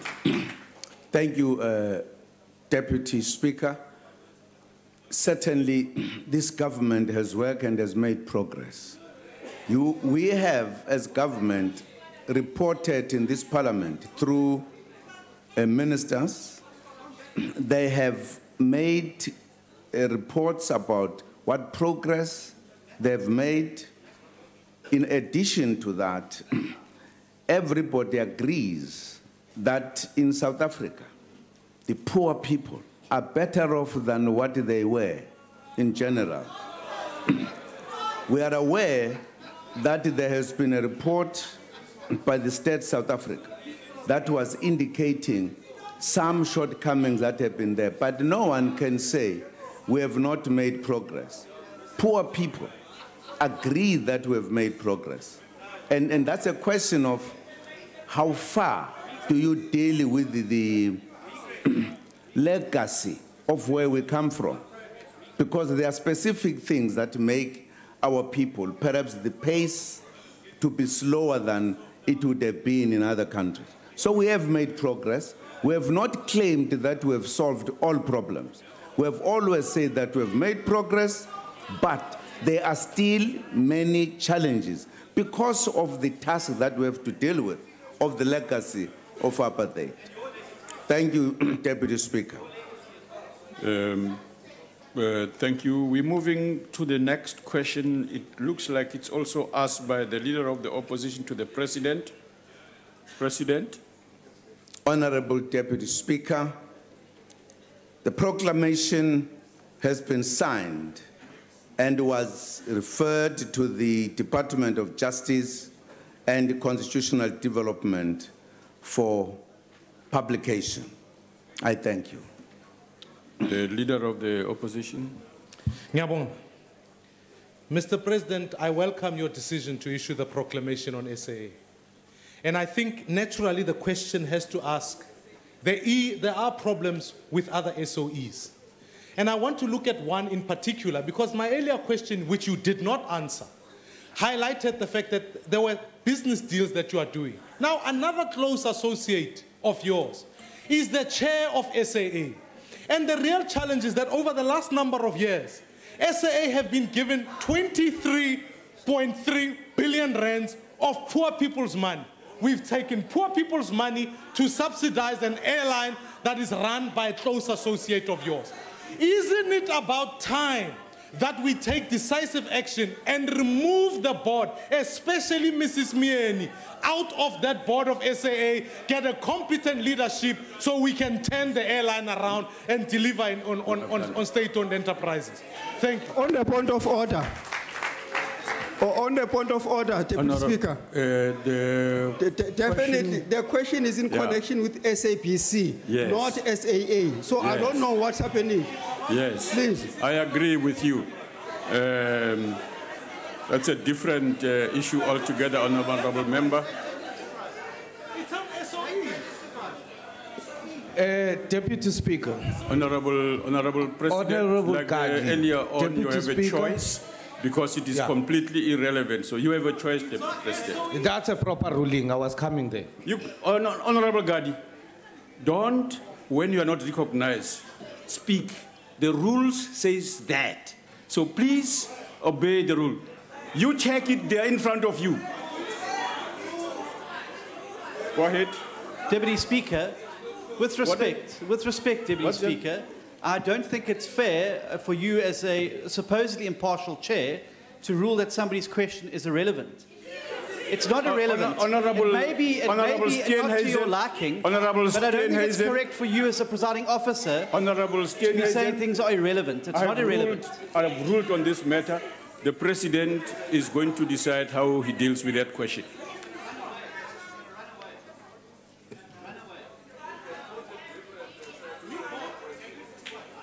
President? Thank you. Deputy Speaker, firstly, the specific company that you are referring to of the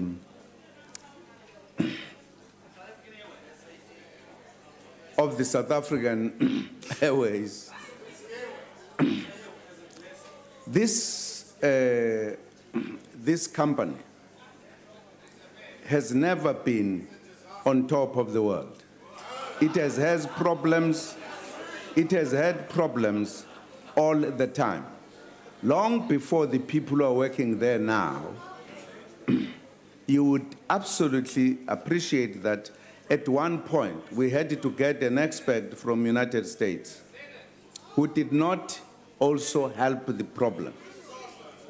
In fact, the people we are referring to now, the fact that the portfolio committee for the first time got a report of corruption in SAA is because of the people we are talking about who made that possible.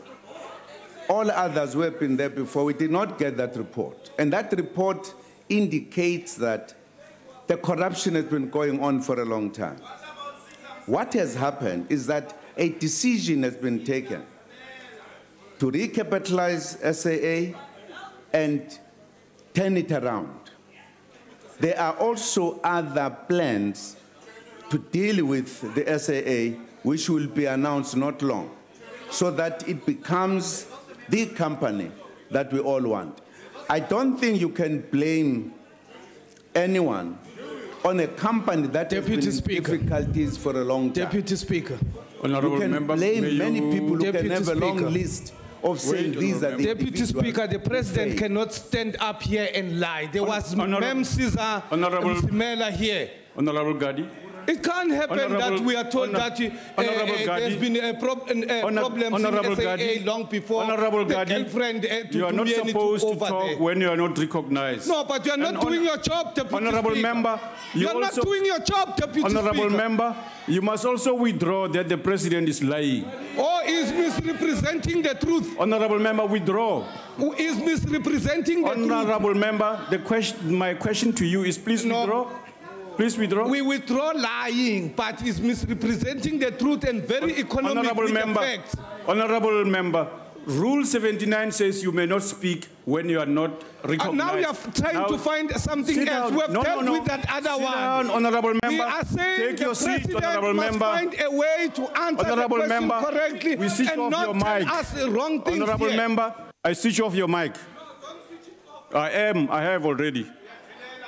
All right, honorable member, that gesture is out of order and you must stop doing that, honorable member. Honorable member, you must stop doing that. It's out of order. Those gestures are out of order. Point of order, Deputy Speaker, point of order. Honorable members, can you please be in order? Deputy Speaker? Yes. Honorable Chauke, why? The honorable member has just said you are Delela, and I see that you are just leaving it. I thought you honorable member. He's the first one to use that word in Parliament. I am speaking here. It's his word. It's unparliamentary. It's his words. Honorable member. He coined the word Delela in Parliament. Honorable Deputy Speaker. Honorable members. You were not here, Tatan. We understand. Allow me to rule. You were still with Supra there in honorable the member, can Delela was introduced by that man on honorable stage. member, I'm switching off your mic. I am switching off your mic. Deputy you may Speaker, not speak when you are not recognized and you are out of order in the language you are using here. All right, can you recognize what's me your, on a what's point, your point of order? Deputy Speaker, you can't say to a person you are not recognized but withdraw. How do they withdraw if you did not recognize them? Honorable member. No, can you please stop playing semantics and that's playing semantics. Of course, are you sure that's what I'm honorable doing? Member, if you stand up here and semantics. make unparliamentary remarks, you must withdraw them. It does not matter. Which rule talks about honorable semantics? member, take your seat. Take your seat. Honorable President, please proceed. Proceed, Deputy Speaker, before we proceed. No, nobody appointed you, honorable member. Nobody But you won't do it. Don't say anybody. No. Honorable member. One rush. You are not. No, relax. You are not recognized. Okay. And you will not speak. I'm switching off your mic. I'm switching off your mic. I'm switching off your mic. Honorable member, take your seat. Take your seat. Take your seat, honorable member. Take your seat. Please take your seat. And members, we have business before us. What are you raising on, honorable member? On a point of order. What's your point of order? A point of order is that Babaka Tutuzani can't come and distort fact here. Honorable Caesar, SAA was honorable very well honorable under member. Caesar Mzimela. Honorable So member. SAA is going down under. I am now stopping you from talking your because girlfriend, you refuse to Baba. accept.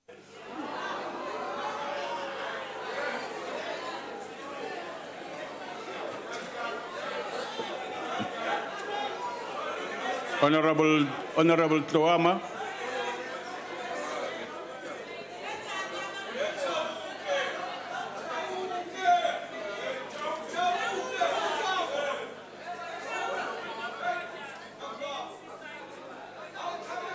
Yes, honorable member.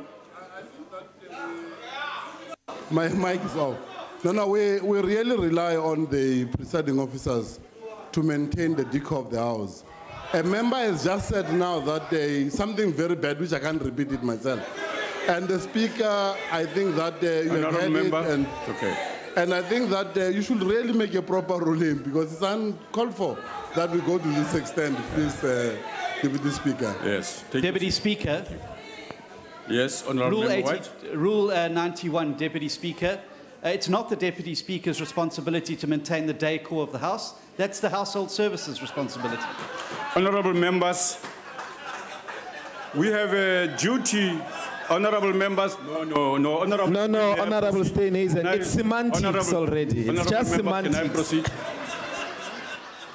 Honorable members, we have a duty here to ensure the smooth conduct of proceedings. We also have to ensure that the privileges of all members of the sitting are protected. If a member does not wish to participate in the proceeding, he or she is free to do so. Such a position, however, cannot mean that the House must be prevented from carrying out its constitutional mandate. What I see now is the abuse of the privilege of freedom of speech, and that is unacceptable. I warn members, I'm not taking any further points of order on this matter because this procedure On a point of order, Deputy Honorable Speaker, member, you can't make a ruling I'm still like that. addressing. You may not do that. Honorable member, Rule 79 says you may not speak if you are not behave like a recognized. headman here. When a presiding officer This is not addresses some the rural House, meeting here that you come and Honorable formulate your own member, rules. when You're going to a take the presiding point of officer, order I'm here. switching off your mic. And we are not asking for. Honorable members, a member conducting him or herself like this is acting disorderly, in contempt and in complete disregard of the chair. A member does this will be asked to leave the chamber in terms of Rule 70. Yeah. Honorable members, we have now pointed out the rules to you. Please do not violate them. And now we proceed with the business of the House. Honorable Tlowama, your supplementary question.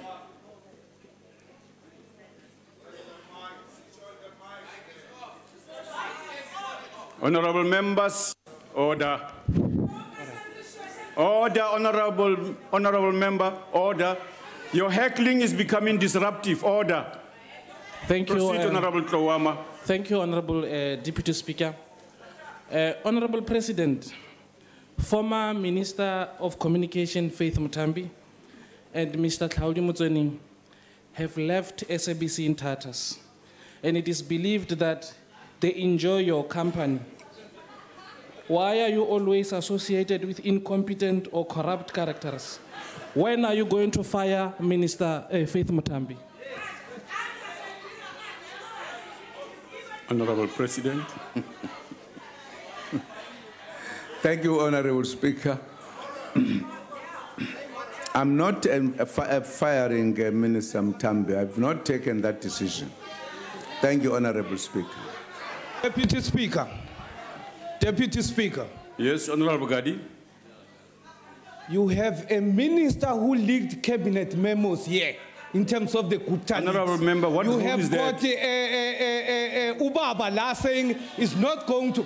Honorable member. The question Honorable says, member, the what rules are do not the allow you reasons to for do his that. delay to sign a proclamation? He must answer that question. Honorable and member, the next no. question is why he didn't fire Honorable member, that minister there. The President has responded to that question now. He Now has take your seat now. responded. He has not replied and given answer. Take There's your a seat. difference between response and giving an answer. Take and your he's seat. going to give an answer here. You are going to give an answer, Baba. Speaker, just wait. Just wait. Chill. Honorable member, you are Chill. being disruptive now. Take your We seat. are not disruptive. No, you take your are seat. disruptive. You Take are your seat, disrupting honorable member. the House. You are disrupting the House, Speaker. Deputy Speaker, stop disrupting the House. You are challenging the chair, and that's out of order. Don't do that. Honorable Don't member, do that, Deputy Speaker. We are going to request you, because you are That is not honorable member. going to happen, Deputy Speaker. I've asked you to take your seat. I now ask you again to take your seat so that this proceedings can proceed. Honorable members, your conduct is now not only to the interrupting President, Mr. Zuma, with the actually answer ability the of the question. House to proceed. No ways. But you are also disregarding the authority of the chair. And if you do not take your seat, I will have to ask you to leave the chamber. Deputy Speaker, with due respect, I shall take my seat, but you definitely have a responsibility. Honorable member, take your You have a seat. constitutional responsibility, Deputy Speaker. Honorable members, I now ask the Sergeant at Arms to have the member out. Deputy Speaker, no. Deputy Speaker, stop with those semantics of yours. Nobody's going to leave here on the basis that a president does not want to answer questions. He must leave. Not anybody in the House. Honorable member. We are insistent. We've been here. We are wanting answers. He doesn't answer. Then you instruct honorable members to leave the House. How can that be? Honorable Ndlozi, nobody asked you to speak. You were not recognized. Nobody has to. The people of South Africa ask me to. Honorable member. I don't speak on your permission. You are continually. You don't have to ask me to speak. You are. You don't have to ask me to speak. I'm challenging your ruling. I also Honorable ask you Deputy now, Speaker. if you do not take your can't chase seat. members of the House out on the Honorable basis member. of demanding answers from Ubabaga Tutuzan. Then you are rendering this session useless. Honorable members. We are seized with I the have now person spoken who is enough, not answering and I ask questions. Honorable And you are Gandhi saying and we must Honorable stay Dozy here to leave for the House. non-answers. Why Sergeant must I Arms, leave the House? Please approach the Why two must members I that leave I've the mentioned. House? Honorable Deputy Speaker. Honorable Gandhi and Honorable Dozy. But why must I leave the House? Honorable Consistently refused to obey the rulings of the chair. I now ask you to approach them are and request them. defending a criminal of note against honorable members. Honorable You Malema, are defending a criminal. You are also speaking, disobeying the request against honorable members when you who are doing their recognized. job. Honorable member. They are here doing their job, executing a mandate given to them by Sergeant South Arms, Africans. I've requested you to approach the members, please. Help them. Honorable leave. Deputy Speaker, you cannot defend the #1 criminal at the expense of the Honorable Constitution members, I am and holding a defending criminal the rules of the accountable. House. This institution must be conducted Defending properly. a criminal. Nobody asked you to. He must be held accountable. And that's what we are doing here. That's what we are doing here. That's what we are elected to do. If when you came here for salary only, we didn't come here for salary only. Honorable members, I'm now call switching those off the people mics. to come and.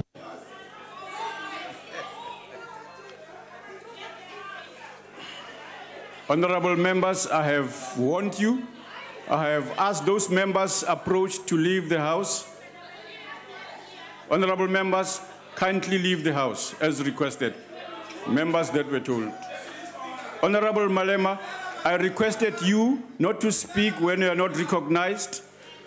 I requested you to do that. Honorable members, I request you to leave the House. Honorable Malema, Honorable Gandhi, Honorable Ndlozi, I have pointed out you. Honorable members, kindly leave. Yeah.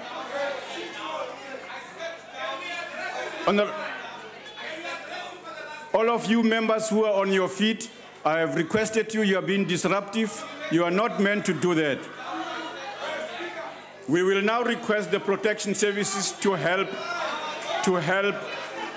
the Sergeant at Arms. Order, honorable members.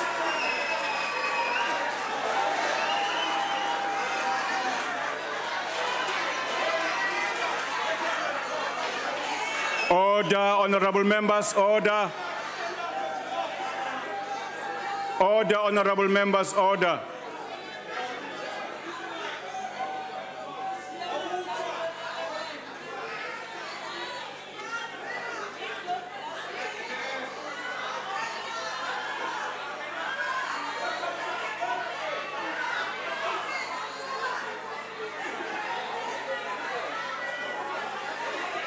Honorable members, please be in order. We must now proceed with the business of the House. Order, honorable members.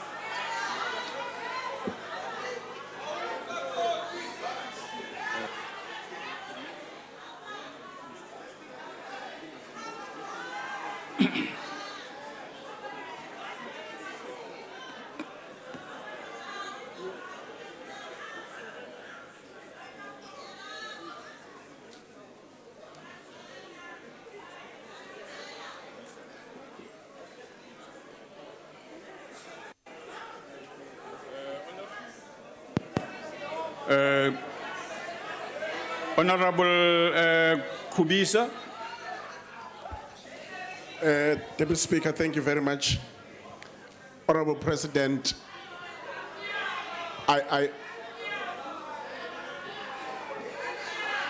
Honorable members, please stop doing that. This is actually disruptive. You are yourself becoming disruptive now. If you want to join them outside, please do so with pleasure, with the greatest of pleasure. Please. Honorable President. Honorable President, I believe that there is a nexus between this very question and the question you answered on when you arrived here in June. The question was about arresting all these things that are tarnishing the image of the country. And I referred specifically to the appointment of the Judicial Commission of Inquiry And the Honorable President made an undertaking by saying that that was sacrosanct and there was a need for an agency in appointing a judicial commission of inquiry. The question is, Your Excellency, will there be an undertaking from your side that there will be no further delays? I'm saying this because there are other issues that are playing out in the media. For instance, there is a debacle that is reported in the media with reference to the Department of Finance. Honorable Thank you very much. Your time is expired. Go ahead, Mr. President. Yeah, thank you, Deputy Speaker. I've said so here, and I've said it today, that I'm in the process of establishing the Commission of Inquiry. I have been working with the legal people to work on it, and that is what is happening, and it will be announced in due course. Thank you very much. Thank you. Honorable Swart. Thank you, Deputy Speaker. Arising from your response on the SIU proclamation, Honourable President, in addition to the time taken for such proclamations, one of the main challenges facing the SIU is that of insufficient funding for its complex investigations, such as the SABC inquiry and the irregularities there. You yourself, President, in February this year, called on 43 government departments and institutions who owed the SIU more than 418 million rand to pay their outstanding debt. Would you not agree that by not paying those debts, they are frustrating the completion of investigations where clearly implicated departments, it serves them not to pay their debt to the SIU, and this is clearly untenable? And if so, what do you intend doing to address this, to ensure that the SIU is fully funded to fight corruption and maladministration? I thank you. Honourable President. Thank you, Honourable Deputy Speaker. With regard to the delay to this particular SIU investigation, it had nothing to do with the lack of finances. What had happened is that the matters to be investigated were put in the application, and some of the matters put there were put together with the matters that are being investigated already.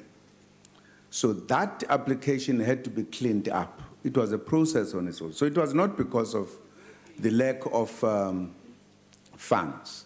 So I wouldn't answer that question because with regard to this one, that was not the case. The case was the application had to be put properly, and that has been done, and that's why it has been signed.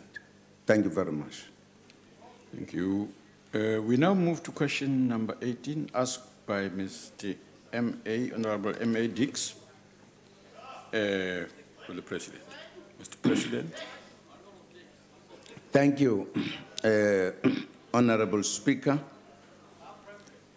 Honorable Deputy Speaker, we launched Operation Phakisa in 2014 to promote faster implementation of the undertakings made in the National Development Plan to our people, to promote economic growth and job creation.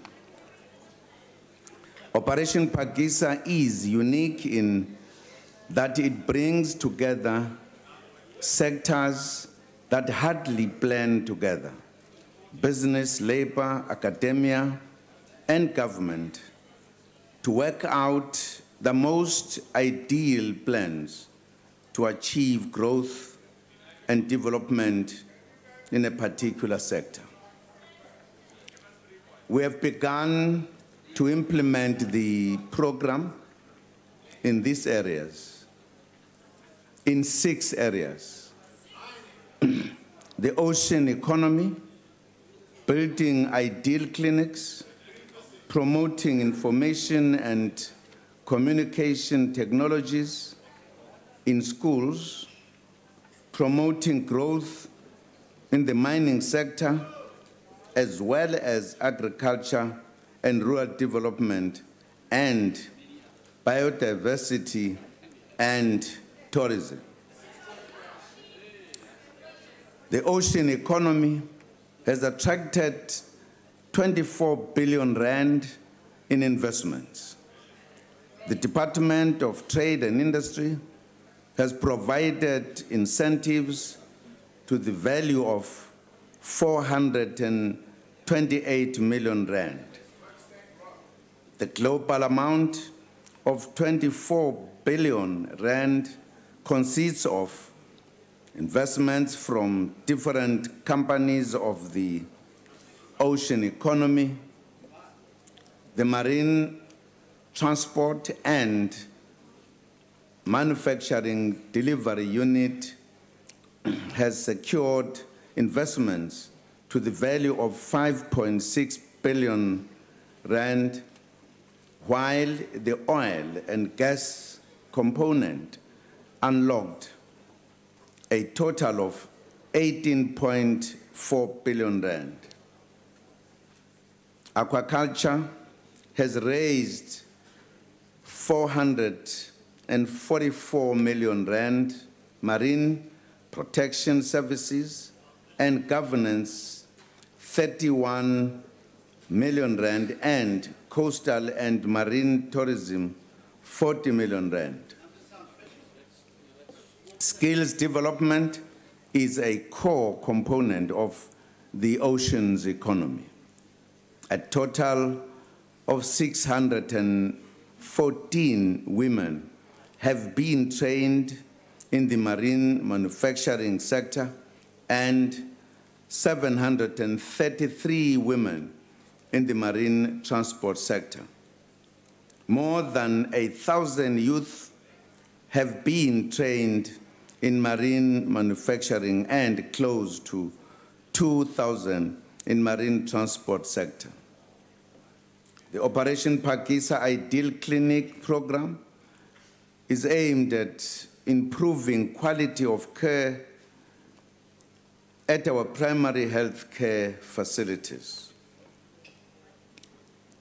An ideal clinic is one with good infrastructure, adequate staff, adequate medicine and supplies, good administrative processes, and sufficient bulk supplies that use applicable clinical policies, protocols, guidelines, as well as partner and stakeholder support.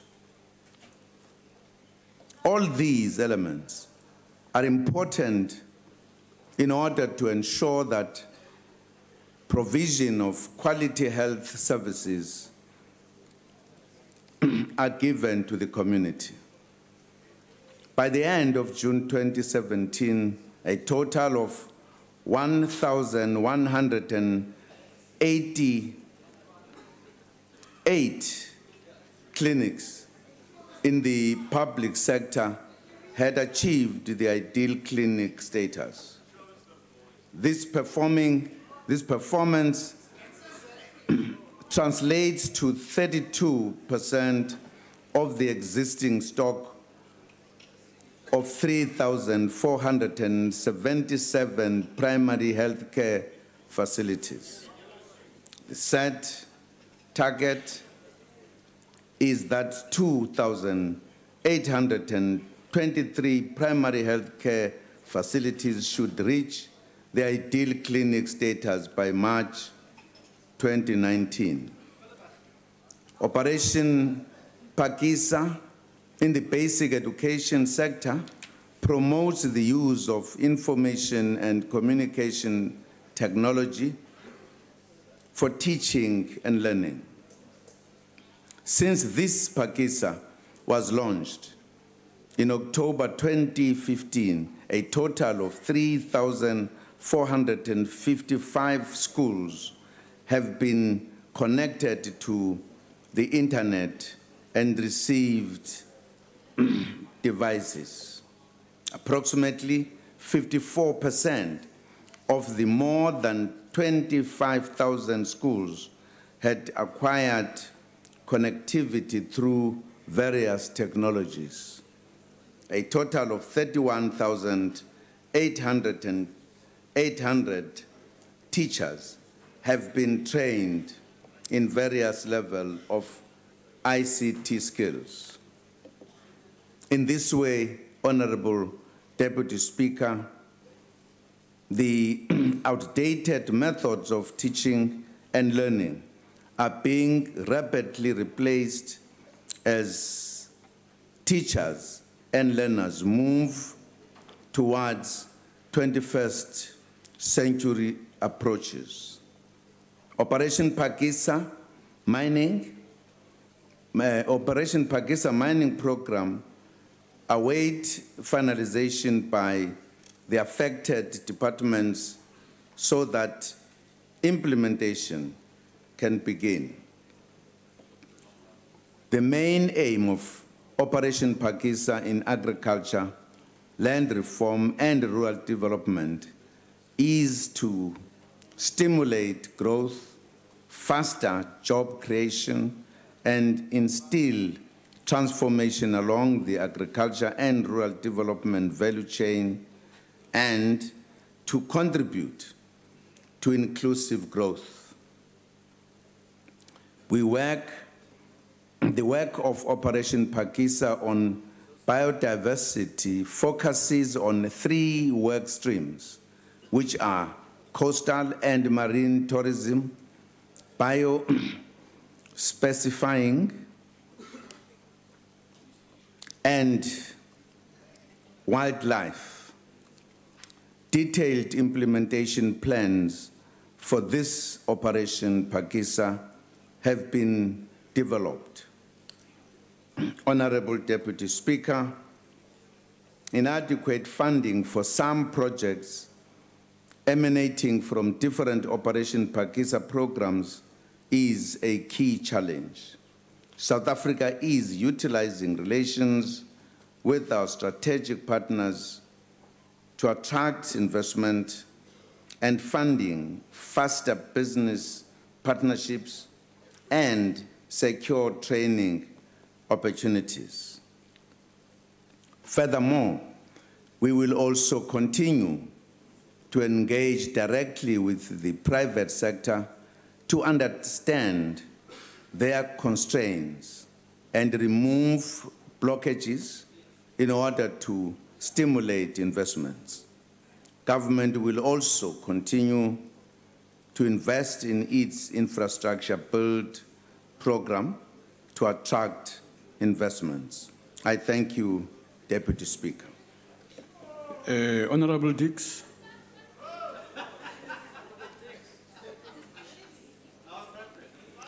His Excellency,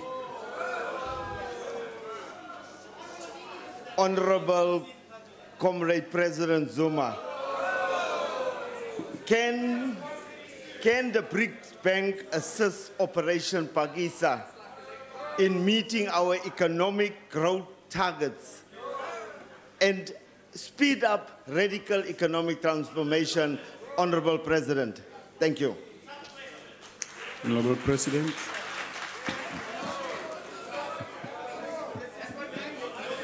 Thank you, Honorable Deputy Speaker. Yes, the BRICS Bank point of order is earmarked to address those issues. President, please take your seat. Yes, Honorable Member, what are you raising? Sorry for interrupting the President. The Honorable Dix, on 2 occasions, raised, I can't even show you what that sign was, but it's one finger in my hand that he raised towards a member on this side of the House. Could you explain why he's allowed to use that unparliamentary behavior? Honorable Dix, I hope you didn't do that.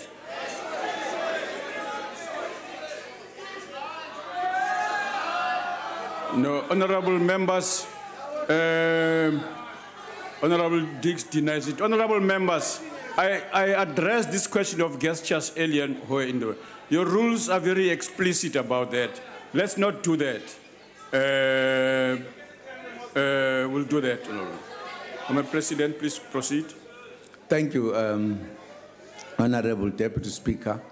As I was saying, that the BRICS is indeed poised to help develop the economies, particularly from the developing countries and many others. And therefore, the issue of it assisting the countries in many respects is growing. They've already first called the projects that have been approved, and they are waiting for more projects, and they are raising more money. Bear in mind that the bank is new, and it is therefore working very well. We are satisfied as members of BRICS that it is doing its best, and it will therefore address those questions. Thank you very much. Thank you. Honorable Easthuizen. Esther Hazen. But, Danki, I'll learn to say it better next time. Thank you very much, Honorable. I'm listening to your guidance. Please go ahead. I'll give the President his moment of humor. Thank you, Deputy Speaker. Like the NDP that the President mentioned, business could have been skeptical of this, of such a centralized approach to business, but I embraced it, and I've spent already billions. But unfortunately, that's where it ended. That's where it stayed, only a plan. Mr. President, my question, SOEs are crucial for Phakisa's success, but currently most are depending on government bailouts for survival. And how can you expect investors to support this initiative with financial institutions within South Africa are stopping to lend money to SOEs? Because these SOEs or state-owned enterprises are being used for personal monetary gain by certain individuals. Now, how can you ensure the investors and the private sector for the support for Phakisa, continued support? Thank you. Mr. President. Thank you, Honorable Deputy Speaker. No, the investors are investing. It's not the question whether you could expect them to do it. They're doing it. They are investing. They can see the potential of Operation Phakisa in different sectors. So it's not the question of speculating whether they will participate or not. They are participating. Thank you, Deputy Speaker. Thank you. Honorable Ngada.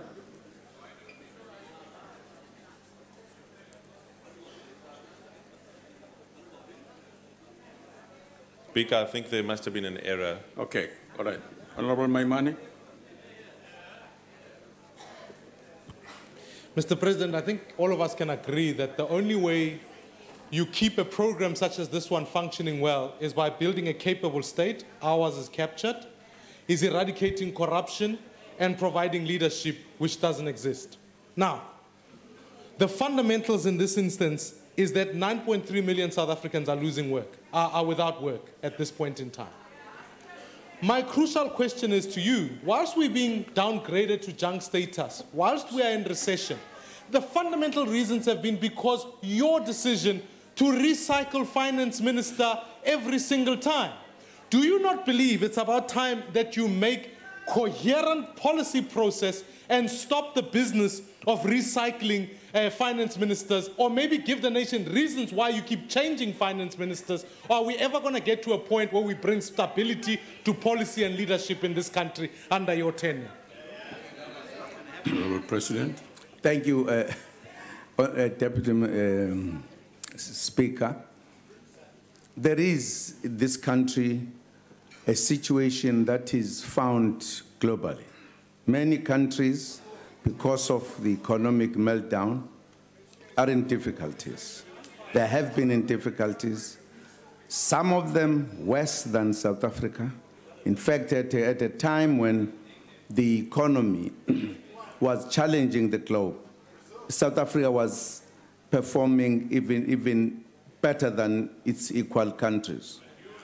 Now, I don't think if you say as if South Africa is just on its own. Every other country has been affected, including old economies. And they did not change any ministers. And you can't say, therefore, if there's a change in government, that is what caused the economy. No, And I'm saying there has been countries in difficulties without a minister being changed. Don't make that if a minister is changed, that means you are then causing economic problems. They change all the time. Leaving aside the attitude of business, particularly in South Africa, which has a particular kind of attitude. So all I'm saying, you can't pin down the economic position of South Africa to a removal of a minister. I'm saying in other countries, there was no minister taken out and the economies were down. Some of them, they were at a point where it was very difficult. I'm just correcting you. That is just politicking, that it was because of the minister. Ministers have been changing in this country, but at a particular time, because of the economic situation globally, then the situation became what it is. I'm just correcting that because you are making it as if once you change a minister, then the economy goes down. That's not the truth. It's not the truth. In South Africa, we're faced with other kind of challenges which we dealt with, and we are dealing with those. It is not because of the actions of government only, because the economy has been not functioning with those ministers in place. So I'm just saying, you can't base your question as if it is the magic one that once you remove a minister, the economy goes down. There have been many economies that have gone down, big and small, and they are recovering. South Africa is part of the global economy. It cannot escape the economic problems. Thank you, Madam Deputy Speaker. Not Madam. Honorable Sheikh.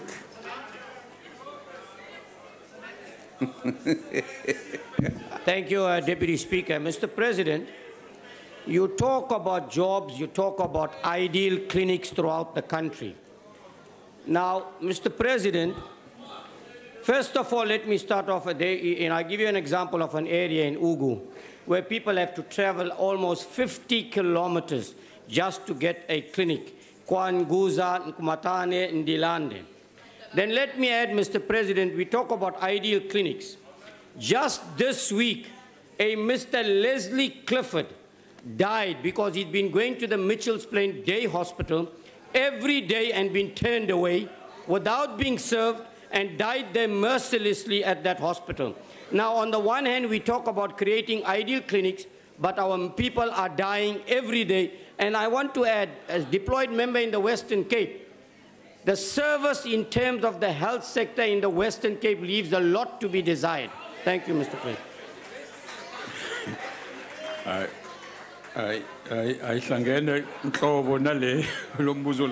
Honorable President. Honorable members, we go to the next question asked by Honorable van der Merwe to the President. Mr. President. Honorable van der Merwe. That's 1 minute.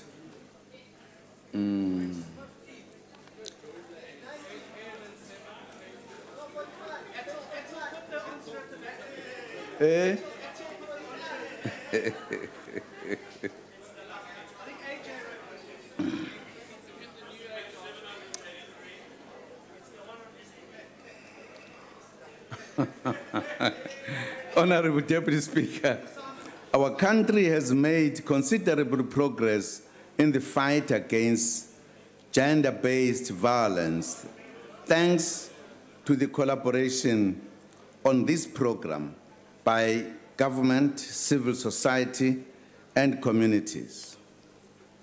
Given the high levels of domestic violence and also violence against women and children in general, government has responded with legislation as well strengthening the criminal justice system in addition to awareness campaigns such as the 16 days of activism of no violence against women and children. The Constitution of the Republic is the foremost law that enshrines the right of women to dignity, equality, security, and other rights. We also have legislation such as the Domestic Violence Act, the Protection from Harassment Act, and the amended Sexual Offences and Related Matters Act as instruments to be utilized for recourse. Government has opened 60 sexual offences courts. These courts are aimed at increasing conviction rates and to minimize the secondary victimization of rape survivors. There are also domestic violence courts in all magistrate courts which grant protection orders under both the Domestic Violence Act and the Protection from Harassment Act.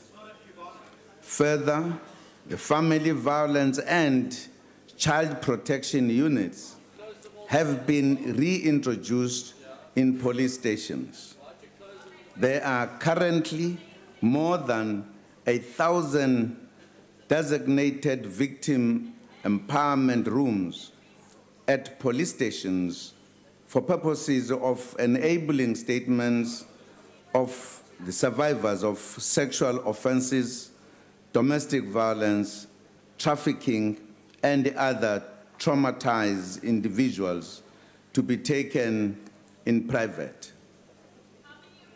Where there are no designated victim-friendly rooms, alternative arrangements must be made for the taking of statements in private. There are specialized investigators who investigate sexual offenses, some family-related crimes, and all child abuse crimes. In addition, the Hawks investigate all cases of human trafficking and organized crime. Government has also established Tutuzela care centers which operate as 24-hour daily centers for victims of sexual assault and other related offenses in order to provide comprehensive support to victims of violence. The centers are run in partnership between the Departments of Health, Social Development, Police and Justice, and Constitutional Development. As a result of dedicated investigations, a total of 541 life sentences were achieved during the past financial year. Importantly, the police are being trained to implement these laws. The curriculum at police training centers now also includes a module on gender-based violence, and each police station has to ensure that all officers get this training.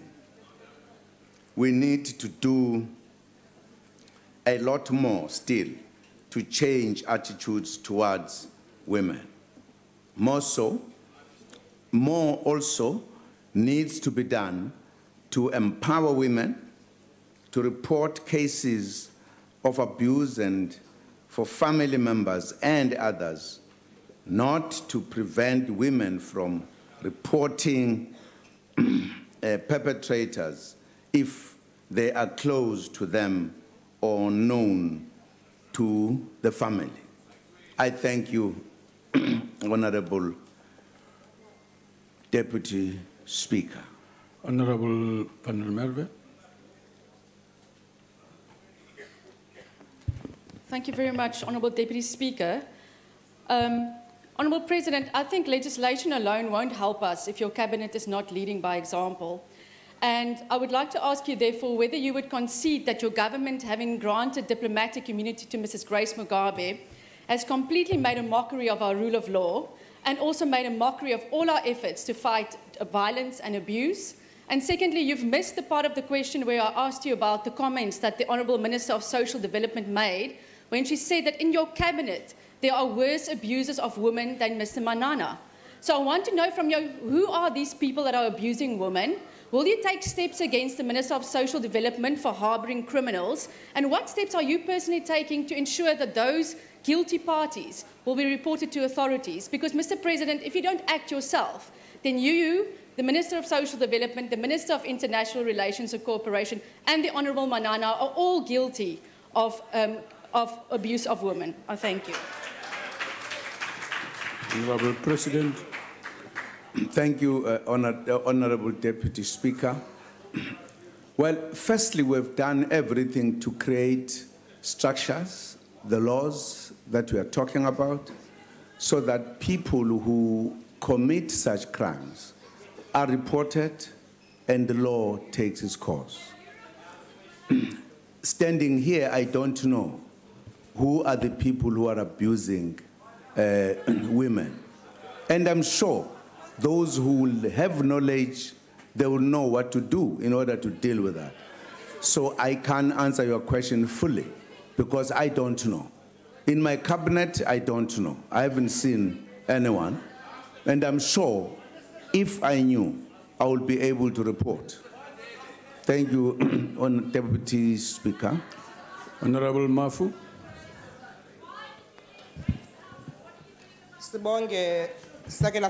Deputy Speaker.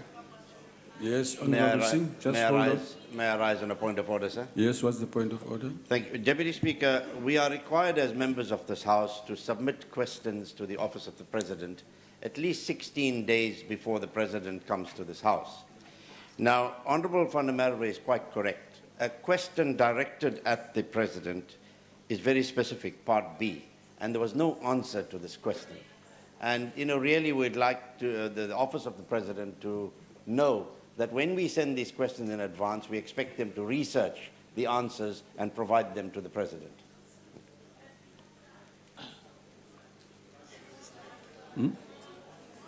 Okay. Honourable President. I thought that was directed to you. Was it directed to me? I thought he was just telling you that when the questions are sent, this is what is expected. Insofar as the question is concerned, now, I was saying we have structures to deal with these matters. And that's as I was answering the question. We have laws, we have everything. Now, if somebody says, I know there are some people, and is not saying to the President, President, I know so and so and so and so are beating up their women, how am I going to be knowing who are those people? Now, I said I don't know who are those people in the cabinet. That's different from whether the question has been answered or not. I'm answering the question, and I answered the question. Deputy Speaker, on a point of order. What's the point of order, Honourable Member? Deputy Speaker, I also asked the President whether he would give an undertaking that he will actually engage the Minister so that he can get the details himself and show some leadership. Because it's no good to tell us that he is passionate or committed to gender-based violence, but he's not willing to take any action himself. I also asked him about Grace Mugabe's pretext of diplomatic immunity and what message that will send to our fight against gender-based violence. He didn't answer anything. Before you respond, Mr. President, can I remember members and whips in particular, find a way to change the rules to allow you to ask 3-4 supplementary questions, because we are placed in an invidious position as presiding officers to rule that you have asked 3 or 4 supplementary questions, to say that if the President has answered any part of it, then he may not answer even your legitimate issues. So, whips, please attend to that. We are not here to be able to do that. So, President, you may respond. Well, thank you, Honorable Deputy Speaker. Well, I have no difficulty in asking the Minister, now that the issue has been raised in Parliament, and she's a member of this Parliament as well. Because I can't, if people make remarks at every corner, I must go to them to say, what are you talking about? I'm sure I will be running up and down, asking people. Absolutely. Thank you very much, Deputy Speaker.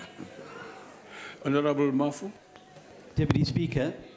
Yes, Honorable Point of order. What's the point of order? Deputy Speaker, I want to address you in terms of Rule 84 of the Rules of the National Assembly, if I may. The problem with telling untruths is that they come back to bite you. Now, you asked the Honourable Dix just now whether he had made that unparliamentary gesture, and he told you, Deputy Chairperson, that he had not. Unfortunately, he's been caught on the parliamentary channel and on 2 news channels with his middle finger pointing up. So not only did he behave in an unparliamentary way, he lied to you, sir. And I would suggest to you that lying to the presiding officer is a very serious offence and that he should be held to account. You can't throw people out of the House when they're exercising their rights and allow somebody to get away with blatantly lying to you as the presiding officer. Honorable members, that matter and the use of cell phones in the House will be addressed to the committee that is appropriate to handle that. Thank you very much. We will do that. Deputy Speaker, may I just say to you, sir, it's got nothing to do with the use of cell phones in the House. This was caught on footage. It's now doing its rounds on social media. You need to restore the dignity of this House. Yes, and that's how I do it.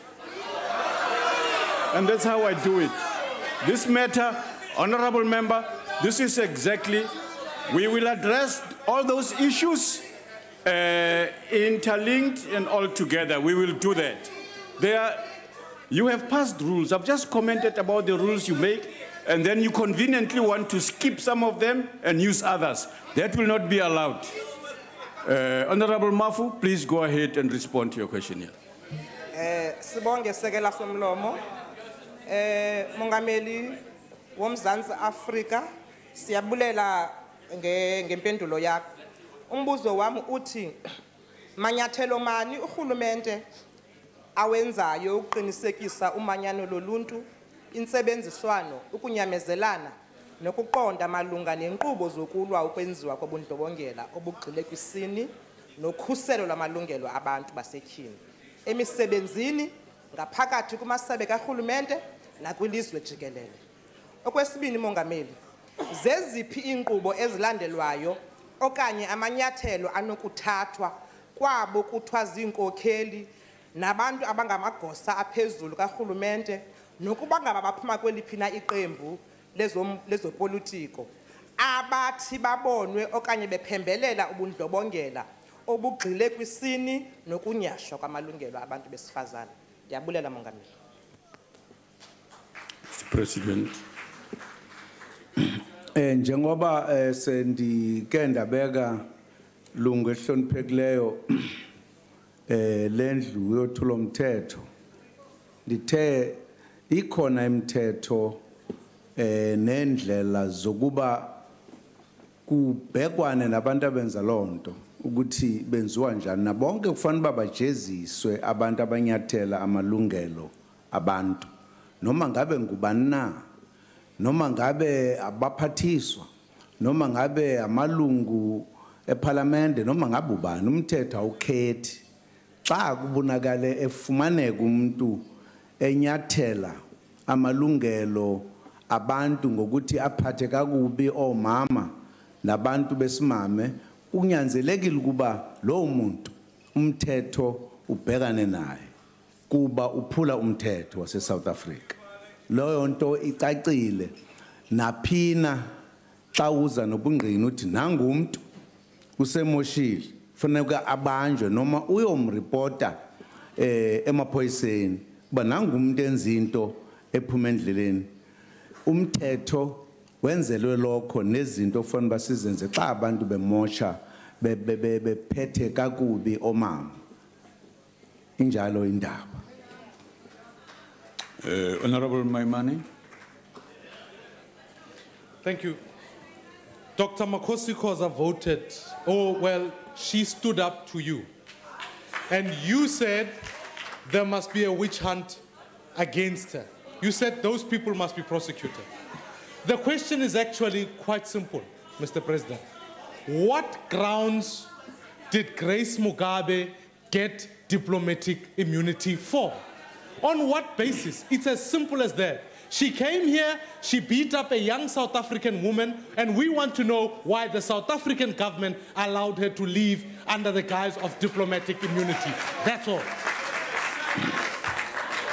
Honorable President.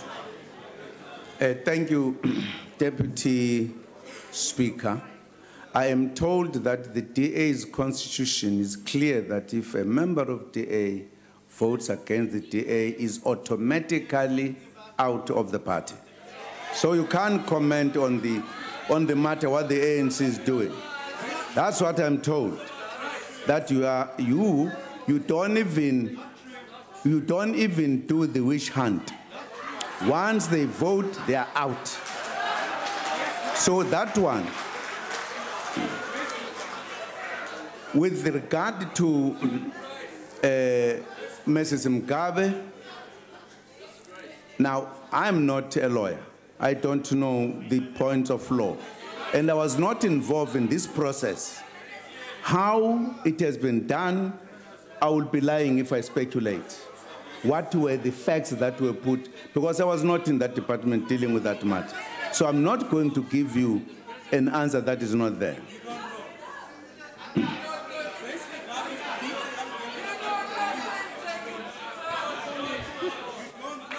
Thank you, Deputy Speaker. Honorable Tlowama.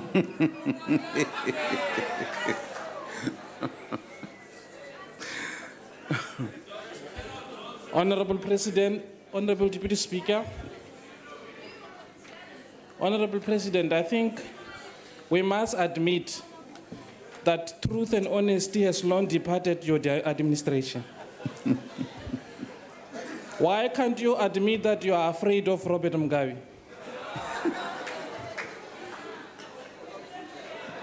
Therefore, his wife can beat anyone, even in South Africa. The least said about Mududizina Manana, the better. Honorable President, why are we paying you? Because it seems you have opened our country to be abused. When are you going to start leading, Honorable President? Honorable President. Thank you, Deputy Speaker. Firstly, I've not opened a country to any abuse. If somebody, part of the reason why we have the laws in the country is that when somebody commits a crime here, there are law enforcement entities that deal with that. And insofar as the matter we are referring to, the police were very active, were very involved, dealing with that matter. What I'm not saying, I'm not a lawyer. I don't know what happened and how the matter at the end came to a point that it came to a point where it came. So, so all I'm saying, the actions were taken, the police were there, they dealt with the matter. Then the issue of diplomatic conditions came about, and the actions were taken. All I'm saying, I can't answer that detail, not being aware what actually happened. I can't lie. Why do you say the truth has run away? Because I'm telling the truth. What's your problem? You know, if for an example, you did not want to come to parliament, to politics, if we are interested in it, we would have gone to the police station where the case was put, you would have the facts. but you just want to politic. You want me to talk, you want me to discuss the matters, the details of which I don't know. Thank you, Deputy Speaker. Honorable. Yes, yes. Honorable Chauke, yes. I think we have just been exposed to something that is shocking, really. If there's a clinic or a doctor, we need to attend to that member quickly because a member was doing something in the house which is abnormal. Can you attend to that? No. Honorable Chauke, no. Honorable members, that concludes questions to the President. I thank the President and the House is adjourned. Thank you.